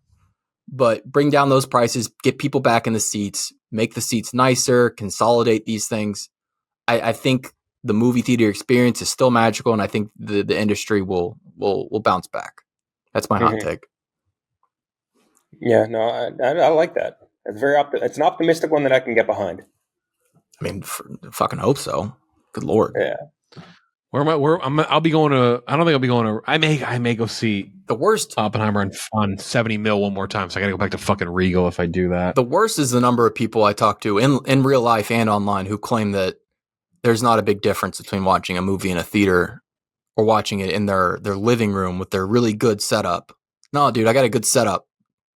You do not have a $1 million setup at your fucking home. Yeah. Yeah, you may have a good setup compared to your buddy Jim. that's watching like on a TV on his floor or like on top of the cardboard box that the TV came in. Dude, I got a sound bar. Yeah. Those are the worst. Those ones are the worst because they're like, I don't need to go to the movie. I have a $40 sound bar I bought on Amazon. Like, dude, you got to know the difference, like just in experience wise, what you're getting there. Yeah. If it doesn't mean anything to you, it's whatever. But just saying. Yeah. It's like comparing like a high school fair ride to a fucking roller coaster at an amusement park. Like, it's just not the same. Exactly. Thing. Yeah. I played some wide receiver in junior high school football or junior varsity football. I basically played in the NFL. Yeah. It's not close. I actually experienced the NFL. It's just not the same. Actually, no, it's more like watching. Like, I watched a high school football game. It's basically the same as going to a pro football game. Like, it's not. It's just ain't. I know people will be disappointed that we're not going to be reviewing next week Heart of Stone, the Gal Gadot movie on Netflix. Heart of Stone. So we're going to be off next week. We're going to reset. We're going to just kind of like figure some things out, like our order and how we're going to do things and film things throughout the week. We've kind of talked about it if we haven't had a chance to breathe. And then we'll be back the week after that with our Blue Beetle review, and we'll kick into gear from there. So, Blue Beetle. We'll be like 50% of the box office weekend for that. Yeah, don't unsub from the pod. Be back with a normal pod once a week, but more content throughout the week, and hopefully branching off from there. So, yeah, that's it for Ken, Jack, and Gooch. I'm Jeff Delo. We'll talk to you in 2 weeks. Come on, Blue Beetle heads. Let's go.